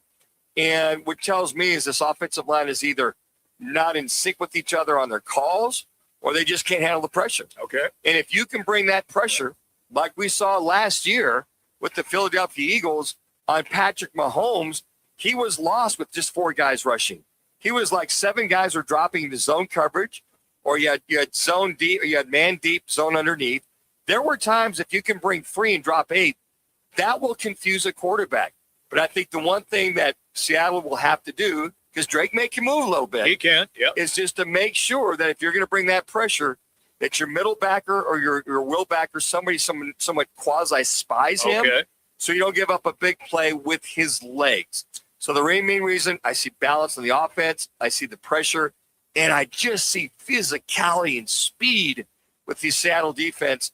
This Patriots offense has not seen that yet to this day, and that's why I've got this Seattle team winning 28-17. Laz, where are you, pal? You guys already know how I feel about those Patriots, so I'll just give you my score. I have the Seahawks winning this one 27-20. I wouldn't be surprised if it's even more of a blowout than that. Those Mickey Mouse Patriots. Well, we know, but the Joe Q public doesn't know. Explain to the public. Yeah, why are they Mickey Mouse to you? So if you look at their schedule this year, they've played, as we know, 17 games in an NFL season. 11 of the coaches that they've played have been fired, and they have played 4 winning teams all year, and 2 of them are the division Bills. I think they've had an easy schedule. They had a cakewalk through the playoffs, and I know there's no such thing as a cakewalk through the playoffs, but if there ever was one, it would be the Patriots schedule. I think they haven't been battle tested, and the Seahawks are going to be way too much for them to handle. Well, they beat the number one. They beat the number 1 seed in the Denver Broncos. They did in a snow globe at Denver. Well, heck, with a 7th string quarterback. Okay, so they beat them. So yes, who won the game? Yeah, they actually would have lost if Will Lutz put one through the all upright. right, turn his microphone off. That's Seahawks. Enough. That's enough. Okay, all right. Connor, where are you on this? I'm not going to do the old Michael Irvin where I howl into the thing, but I am the lone wolf. I'm the one rolling with New England out of all of us. I do have the New England Patriots winning this game 24-17. Big reason for that is when I look at these two teams and I look at how they're built, I think New England's probably a little bit more physical, both on the offensive and on the defensive line. I understand that Seattle, they have the War Dogs up front. I get that, but the difference now is in scheme. I believe that Mike Vrabel, we saw this everywhere he's been in Tennessee. Even before then, he is a guy who can establish a run game. I think that you have a quarterback who doesn't make mistakes, and that's the big key for me. I've seen Sam Darnold have the lights get a little bit too bright. We've heard the quotes where he says he saw a ghost on the field. Well, Drake May is just somebody who shows up, puts his boots on, goes to work, doesn't say a whole lot, and I will say this, it's been very efficient. I know Matt wanted to call out the schedule, but just going back a few of the games, I mean, you're talking about playing the Jets, 19 passes completed out of 21 for 5 touchdowns, all in the first half. You know, and I don't care who's on your schedule. Yeah. I care about what you do against them. Yes. And if you are efficient and if you are good, then it's another story. You know, to that point, guys, they had a stat that the 7 out of 10 Super Bowl teams that won, those 7 out of 10 had the worst, to your point, schedule for that season. And they won 7 out of 10. The other 3 lost in the Super Bowl, and they had the worst schedule. So, yeah, that's one of those things where you got to ignore it. Every game is so hard to win in the National Football. You don't know who you're going to get when you play against it. But I thought that stat was pretty telling. Matter of fact, the Dolphins, when they went 16-0 or 17-0? 17-0. They had one of the worst schedules. Yes. And they ended up going undefeated. Yeah, they did. When you talk about teams you have to play each weekend, which team rolled in here and beat the Arizona Cardinals? The JV team. The Tennessee Titans. It was Manuch's JV team. And did I call that or you what? called it? Let's come back to this next year at this time. I'm happy for the Patriots. They deserve to be in the Super Bowl. They are a great football team, and Mike Vrabel is a great coach. Yeah. I will agree. But let's come back to this at this time next year when they play a first-place schedule and see where they stand. By the way, Mark May, who's one of our avid listeners, we had him on the other day. He's somewhat of a blowout. He's going 34-13 Seattle. Wow. You know what? I'm almost tempted. I was tempted to go down that road, but I went, you know what? Both of these defenses are damn good, but 34-13. I mean, if you're rooting for Seattle, you'd love to see that. But I just think that it's going to be a little bit closer to that. I think it'll be a close half. And I think at the second half, the adjustments will be, and I think that's when Seattle starts to take That's Seattle. What I said, Jimmy B, to what I told Manuch earlier, you know how we like to do the pre-show calls? Yes. I always say this, when you're putting two teams up against each other and you go position for position and you start to see the stack, the two things that'll always separate for me, if you compare the quarterbacks and you compare the head coaches. The reason for that being, Those are the two things that should be outliers that give you an advantage. If your coach is better than the other coach, he should be able to get you a win. And if your quarterback is able to make plays outside of the scheme, I believe he should be able to get you the win. And I do lean in New England in that option. I can see why you do that, because Mike Vrabel won as a player, and now he's got a chance to win as a head coach as well. All right, quick timeout. When we come back, we've got some fun. Manuch's old teammate. We'll get into all of that. But listen, next week, now you got to write this down, okay? This is very, very important, because next week we're going to be at Biggs in Peoria on Wednesday, and we are going to make a major announcement. Look, I know some of you people have texted in, Jimmy, you're going to announce that you're now 6'4". No, that's not the announcement. I'm still short. However, this is going to be one of our best promotions that we have ever done. Not going to tip my hand. Just make sure that you're at Biggs or listening on Wednesday. That's this coming Wednesday. We will see you at Biggs in Peoria. Okay. Jim Haslett is coming up next. Terrific player in the NFL and former Saints coach. And I already referenced how close he is with my esteemed colleague, the one, the only, Dan Manucci. Right now, let's get you to an ESPN 620 Sports Center update.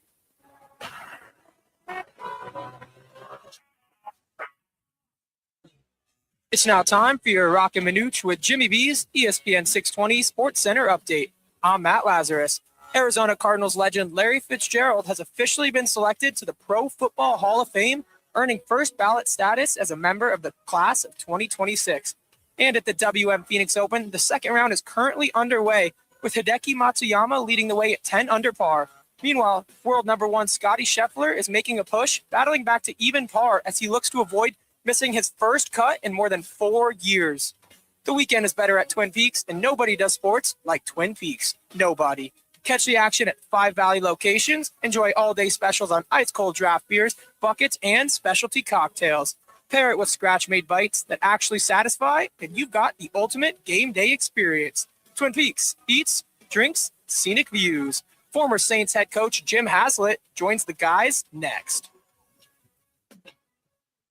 Game on Peoria. When it's time to eat big, drink cold, and watch every play, make it Biggs American Bar and Grill in the P83 district. Biggs is serving up huge portions of your favorites. Burgers, wings, nachos, plus a full bar and TVs everywhere you look. And don't miss happy hour Monday through Thursday, 3 to 6:30 p.m. with $2 off well drinks and $2 off domestic drafts, plus daily specials all week long. Bring your friends, grab a seat on the patio, and settle in for the game. Biggs American Bar and Grill, where Peoria comes to play, eat, and watch. Hey, every Tuesday at 2 o'clock, make sure you're locked in for the Lopes Report, powered by Global Credit Union, on Roc and Manuch with Jimmy B right here on ESPN Radio Phoenix. Each week, the guys are talking GCU athletics, the playmakers, the coaches, and the people building one of the fastest rising programs in the country. And if you miss it live, we've got you covered. Every Lopes Report is posted on the Arizona Sports app and the guys' social platforms. The Lopes Report, Tuesdays at 2, powered by Global Credit Union.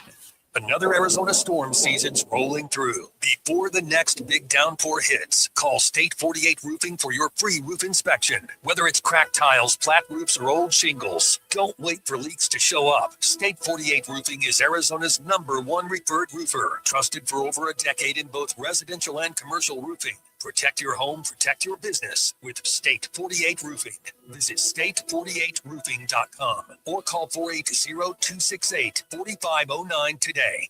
My name is Whitney Allen, and I'm a widow. My husband, Ryan, died. We never thought we'd ever have to use life insurance, but the unexpected happened. With Ethos, signing up was fast and 100% online. You can get a quote in seconds, apply in minutes, and get same-day coverage. No medical exams, and you can get up to $3 million worth of coverage. I am grateful we were prepared. Get your free quote at ethos.com/game.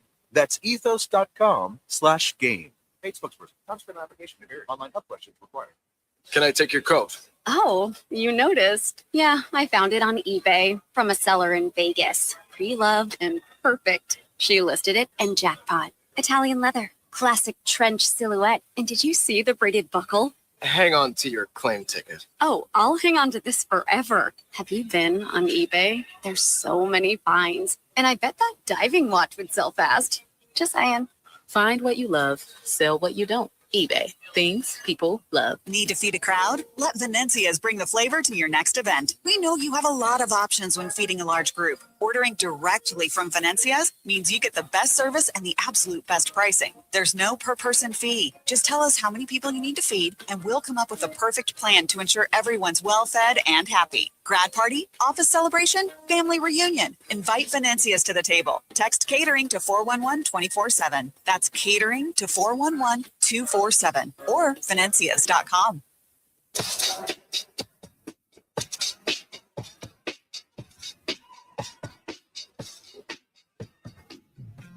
Let's get back to Roc and Manuch with Jimmy B now on ESPN 620. Taking off his man. Zone for the New England touchdown. All right, everybody, we are only a couple days away from the big game, the Super Bowl. It's going to be a lot of fun this coming Sunday. It's our pleasure right now to welcome in former New Orleans Saints head coach, also a terrific defensive coordinator. Jim Haslett is our guest. Now, before I ask you anything at all about the Super Bowl, was Manuch any good? Because he tries to tell us all the time, Jimmy, that he was a spectacular QB. He was a good football player. He was a good quarterback. He just happened to have another quarterback who was pretty good in front of him. Yeah, guy had an 8-year vet. Here I'm a rookie in the second year trying to beat out an 8-year vet. And I just realized at that point how experience is so vitally important. I look back on those days. I see a lot of highlights and what have you. And boy, Fergie he was light years ahead of a guy like me coming into the league. And it made me think as I coach quarterbacks nowadays, how that experience, how reps matter no matter what position you're at in the National Football League. Yeah, I agree with you. And I think it's a little different now than it was back then, even coaching, because they're playing with these young quarterbacks now and they're drafting them high. And you got to get them on the field to see what they could do. I have a son that coaches with the Saints, and I kept thinking the whole time, why don't they put Shuck in? Yeah. Put Shuck in the game. Put Shuck. They put him in. They win 5 in a row. Yeah. So, it's just what you can do with the quarterback now. How smart is he? Is he intelligent? Can he move? Can he get out of his own way? Can he read defenses? I mean, there's so many things that go into it. Playing the quarterback position now at a young age, Mooch, at a young age, not the guy that's been in the league for 5 or 6 years. And I'll brag about it. I've been training Tyler Shuck since the 8th grade, Jim, and he's an outstanding young man. I trained Brock Purdy since the 9th grade, trained both through high school and college, and both of them. And to your point, I just figured if I can't make it, I'll train him so the next guys can make it on their own. Well, look at Seattle. Look at the Super Bowl. Look at Seattle's quarterback. He's, all of a sudden, he turns it on and they go to the Super Bowl. So, it's kind of where you're at, what you're doing, what coaches believe in you. And, you're right. Chuck's he's going to be, I think, a heck of a quarterback. We talk about the players during the Super Bowl, and a lot of the coaches get some attention. But I want to get your thoughts, Jim. You coached for many, many years, top defensive coordinator, head coach with the Saints. But when you talk to these guys, in reference to the Vrabels and the McDonalds, or coaches that have coached in Super Bowls, what's the biggest challenge for a head coach or coaches getting ready for this game? Well, it's a long 2 weeks. That's what it is, because you give the players off a couple of days after the last game, and then they're going to come back, and you're really practicing, but you're looking at each other like, we don't play for 10 games. We don't play for 10 days. So how do I keep them focused on the task at hand, an everyday practice? Do I put everything in? Like, I think I want to say Seattle put everything in 2 weeks ago, and then they just practiced it every day. New England waited to keep it a normal schedule and practice, put everything in on Wednesday, Thursday, Friday, like most teams do in the NFL. So we'll see. I don't know what's right and what's wrong, with the Super Bowl then, but I will just say it's two different philosophies there. So you watch Vrabel as an outstanding linebacker for years. He's won some Super Bowl championships. He did a hell of a job at Tennessee, got let go. Now he's the head coach. How does that transcend? So your playing career with our Bills and had an outstanding career as a player. So how did your playing days transcend you as a head coach with the Saints, and how did you feed off of that or build off of that? Well, I coached Mike at Tennessee, and I actually coached him in Pittsburgh too. So we drafted him in Pittsburgh, and he had a hard time getting on the field because we were loaded at outside linebacker. So it's what you believe in is what, in his case, he's done it before. He's been on the field. He's gone through all the situations. He knows what he wants to do, which I think is good for the players because they're going to know what he's doing, what he believes in, what he's doing. So it's little bit. He's a little bit different because he has that. He's played and he's been where some coaches don't play. So are you saying then that a second-year head coach at McDonald is going to get out-coached here? No, I'm not going to say that. I don't know. I don't know McDonald, to be honest with you. I know he's done a heck of a job. He's got a good football team, and the quarterback's playing really well. So that's amazing. New England, you got to say the same thing. I know they're coached well. I know the quarterback's playing well. So I would think this would be one of the better Super Bowls that you've had in the last 10 years. As we watched the Eagles just rush 4 the entire game last year against the Chiefs. I mean, didn't blitz at all. They put pressure on Pat Mahomes, and I found it so odd. They dropped 7.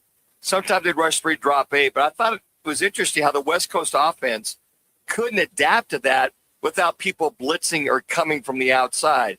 It sounds like McDonald wants to do the same thing, just rush 4 and drop 7. I guess from the offensive side and the defensive side, will these defenses, again, have to be able to put pressure on a quarterback to win these Super Bowls and drop 7? Well, I do, and, I don't believe in that, so I'm a little bit different. I like coming from different angles, different ways to get there. At least have it in your game plan, so when if it's not going well and we're not blitzing and we can't hold up, then I have another thing to turn to. And the players would know that. So they'll cover it all. They got 2 weeks to cover everything. And I'm sure that if they have to pull something out, something they didn't really expect to do, they'll have it in their backpack and ready to roll. Jim Haslett's our guest on the Right Toyota guest line. Okay, so these coaches, and you just talked about how they had 2 weeks for the game plan. How much do they tweak it?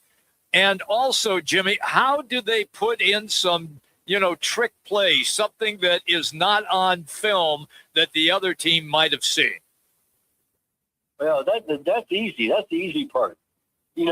Thursday and Friday, you have a gadget period, and you do have flea flickers, and you do have an extra week to work on things. So if you don't like it, you don't have to run it because you have time to see it and practice. If you like it and it worked well, let's roll it and see if we can get something cheap on them. Jim, I'll never forget the story about, running, as Jimmy alluded to, running different things. When you were the defensive coordinator, I believe at Cincinnati, you played against the Patriots and Tom Brady. You said you pulled out something from like 4 or 5 years earlier that you're thinking he hasn't seen this look or this blitz or whatever. And sure enough, he recognized it and called it off. And I think your thoughts were, I'll be damned. That guy remembered it. It was more, it was a little bit more than that. But yeah, when you're playing against a guy like him that's seen it all, and he's checking out of it, and you're like, oh my God, and you work that specifically for that, and you might have had a check to it, you might not have had a check to it, so you're kind of thinking, but by far he's the best I've ever been around to see things before they happen, because you can't undisguise what you're trying to run. You can't have, like, if you're having a safety blitz and Sam coming off the edge, and all of a sudden the Sam walks up on the edge, he's going to check out of it. Wow. So you just got to know who you're playing. But I do think these two quarterbacks are in the Super Bowl, are excellent players. And the one from Seattle, our guy from Seattle, he's done a heck of a job to get back to where he's at right now. So, Jim, as we let you go here, who do you like in this game? What kind of score are you looking at in this big Super Bowl? Well, I do like Seattle, but I do think both teams can move the ball. But this will be one of the better games, championship games that they've had in the last 10 years. So it'll be a heck of a game to watch. By the way, we're at DraftKings Monday through Wednesday. Want to compliment your lovely daughter Kelsey, who took care of us, did a great job, and like I'll say it publicly. Thank God she looks, acts, and got the brains of her mom. That's all I can say is that she is just. Yeah, she's a sweetheart. She loves her job. She loves DraftKings, and hopefully she can stay there a while. Hey, she's been there about 17 years now. Wow. And your son, was he passing game coordinator with the Saints? Is that what he's doing there? Yeah, he is. He's a tight end coach. He just turned down the job with the Steelers as pass game coordinator, tight end coach, which I think is smart because he's young. He's only been in the league for 5 years. He was a pass game coordinator with Dallas last year. So could we see Jim Haslett coaching again anytime in the near future? I don't think so. My wife will kill me. How did I know that answer was coming? How did I know that was coming, Has? I tried sneaking it in on her, but it didn't work. 36 years coaching, 10 playing. She said, that's enough. Well, you and I have known each other for 47 years. Let's keep it going. And I love you, brother, and God bless you. Keep doing the good stuff you're doing. And hopefully, if Tyler Shuck throws picks, I had nothing to do with those interceptions, just so you know. All right. I appreciate it, guys. Thank you, Coach. We'll see you. That's Jim Haslett, everybody. Yeah, that's great, Manuch. Great segment. Really a fun segment with one of your former guys. Jim Haslett presented today by All City Towing. It's Arizona's largest towing company. And whether you're stranded or you need professional transport, All City has the experience to get the job done and get it done right. And they offer up 24/7 service. That's right. They're also hiring drivers and dispatchers right now. So if you want to join the winning team, just go online, allcitytowing.com, and search careers. Again, that's allcitytowing.com and search careers. Okay, when we come back, Lerner and Rowe, one call, that's all. We'll get into our State 48 roofing. It's your call question of the day as well. Roc and Manuch with Jimmy B, ESPN 620, 98.7 HD2 on the FM side, and Arizona Sports app.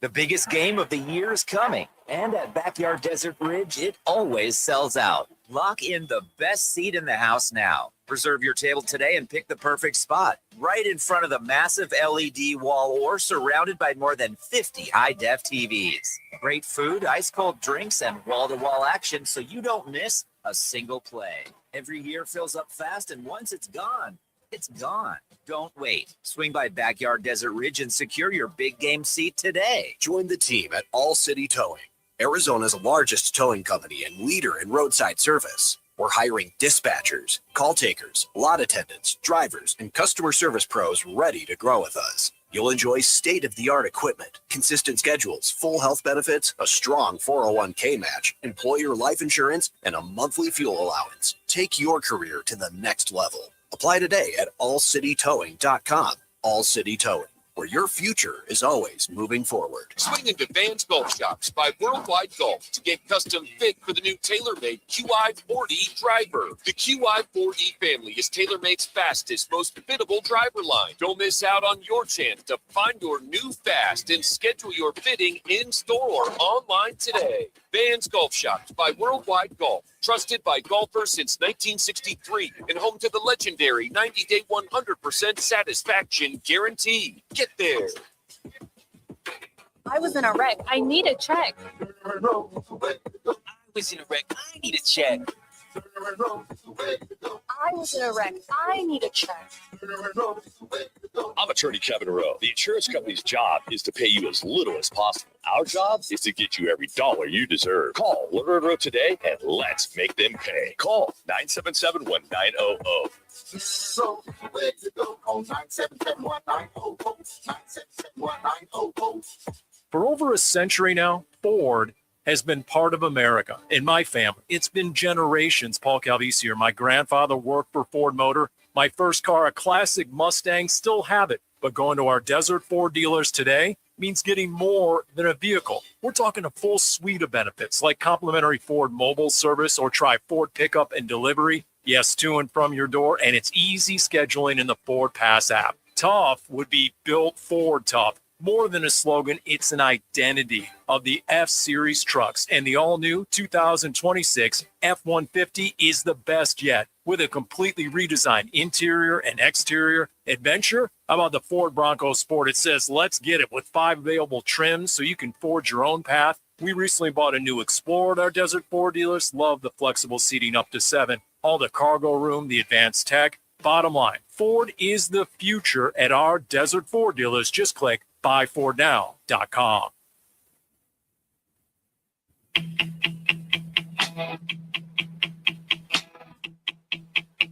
It's the Lerner and Rowe one call, that's all call of the day. If you're looking for a full service law firm, just make one call, that's all. 602-977-1900. Lerner and always Rowe, voted Arizona's best law firm. Different chapters in your life, and you have different chapters and moments that you go through where you're affiliated with, a certain team in Michigan. And then I was with the Patriots for 20 years. I was with Tampa for 3 amazing years. I've been in broadcasting. Now I'm an owner of the Raiders. So, those memories that I have are forever ingrained in me. And now in a different phase of my life, I really root for people and the people I care about. I really want to sit back as a fan and enjoy the game, enjoy the moment. And I always think, may the best team win. I just want to see good football. I want to see good plays, good throws, good strategy, good decisions. Listen, I don't have a dog in the fight in this one. May the best team win. I don't have a dog in the fight. Come on, Tom. It's okay. You can tell everybody. Nobody's going to get angry at you. You won. You won all those Super Bowls in a Patriots jersey. It's okay. It's all right. Man, oh, man. That's our Lerner and Rowe one call. Tom Brady, now, of course, a top-notch broadcaster. Manuch, he's gotten really good. He really has got this job down when it comes to being a color analyst in the booth. Anyway, our Lerner and Rowe one call, that's all. They are the best personal injury law firm year after year. In a wreck, need a check. Just make one call. That's Lerner and Rowe at 602-977-1900, or you can visit at lernerandrowe.com. All right, what's on tap for you right now? Tomorrow, Oklahoma State at Arizona. 2 o'clock tip, college basketball on ESPN. 2:30, Grand Canyon. Boy, are they playing well right now. They are at UNLV. It's a 2:30 tip, and the game is on Fox. And then tomorrow night, 76ers and Suns. You can listen to it on our sister station, 98.7, and watch it on Channel 3. Once again, there you go. Arizona State at Colorado. It'll be right here, ESPN 620. Also on ESPN 2. Once again, that is Arizona State at Colorado. State 48 Roofing, it's your call question of the day. And you can call State 48 Roofing today for a free roof inspection before leaks start leaking in your house. Keep your roof sexy with State 48 Roofing. It's Arizona's #1 referred roofer, and you can visit state48roofing.com. Again, that's state48roofing.com, or just call them at 480-268-4509. Manuch, what do we got? This is difficult for all you Oh, folks. man, I but it's struggle. Totally apropos. Just go to @Roc and Manuch on X or on Instagram. Who will win Super Bowl 60? Woo! Will it be Seattle or New England? I think we're all going for Seattle. I know Connor's going with New England. All right, Connor, what do we got back there? Which way are the folks leaning in reference to? I must have gone to the people here because it seems like they listen. We have a 60-40 split in favor of the New England I'm Patriots. not buying that. You want to refresh that again real quick? They're going New England. They like what they hear, Manuch. What can I say? Well, I guess so. New England over Seattle. Let me go back to Tom Brady's comment. Okay. Talk about creating a firestorm with your ex-teammates. 20 years? How many years? 20 years with the Patriots? Yeah. How many Super Bowls? He won 6 with them. Yeah. One of them with Tampa Bay. Yeah. I know he's got to be PC now that he's a broadcaster. I get it. But you know what? You're not calling the game, Tom. You're with Fox. NBC is calling the game. So, you could say, hey, look, guys, you know what? I like New England. Not only did I play there, you could give whatever excuse to appease the fan base. There's a statue of you, for crying out loud, in front of the stadium. Yeah. You got no dog in the fight. Are you kidding me? I got to tell you, his teammates are just blistering him. I wonder if he gets any Christmas cards from any of his ex-teammates, the Patriots.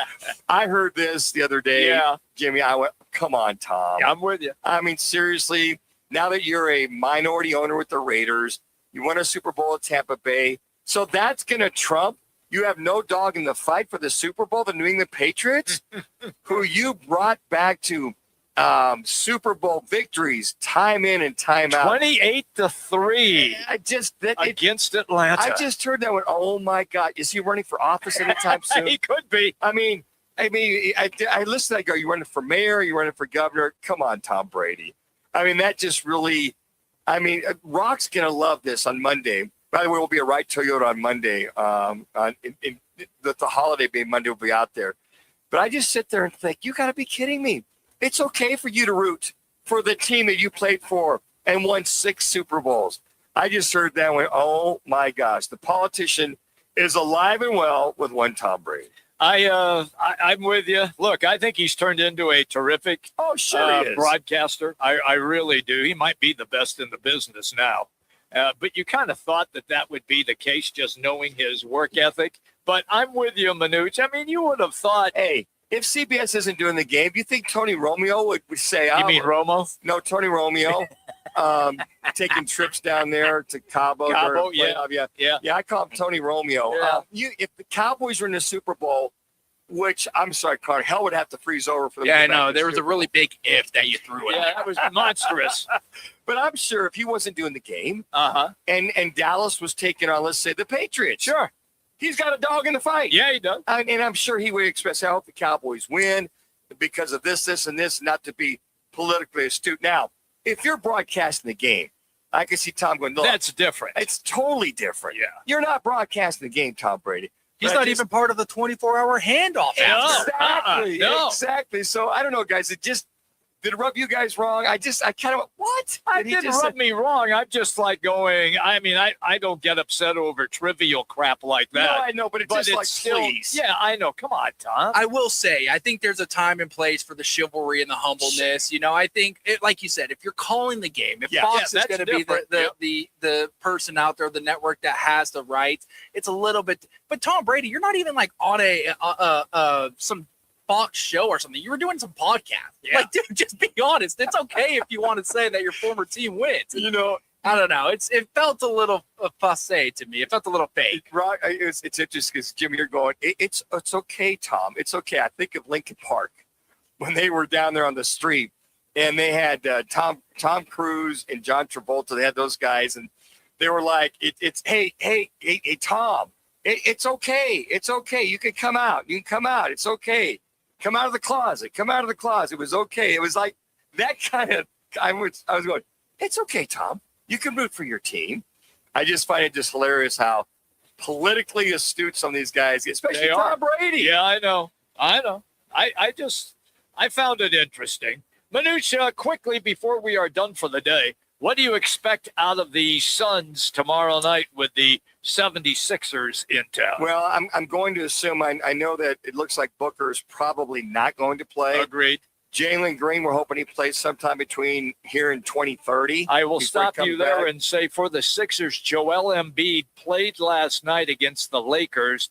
The Lakers won that game Also, Luka Doncic injured himself. Looks like a hamstring and only played a few minutes in the first half. Lakers ended up winning that game. My point is, I don't know if Embiid will be in the lineup tomorrow night, and that changes the entire dynamic of the Sixers. Well, then, and the Suns beat the Sixers in Philadelphia They did. without Embiid. So I would expect a good bounce-back win for this team, and that's the most measured. Listening to Jordan Ott with their sound bites with today, the most measured I've heard him and since he's been the head coach for the Suns. So I think the Suns bounce back. They need to bounce back after just literally choking off that loss after being up 14 with about 6 minutes. But, I hope the Suns can bounce back and get that victory tomorrow night. All right, fair enough. Hey, if you're out at the Open and you see a guy in a banana outfit,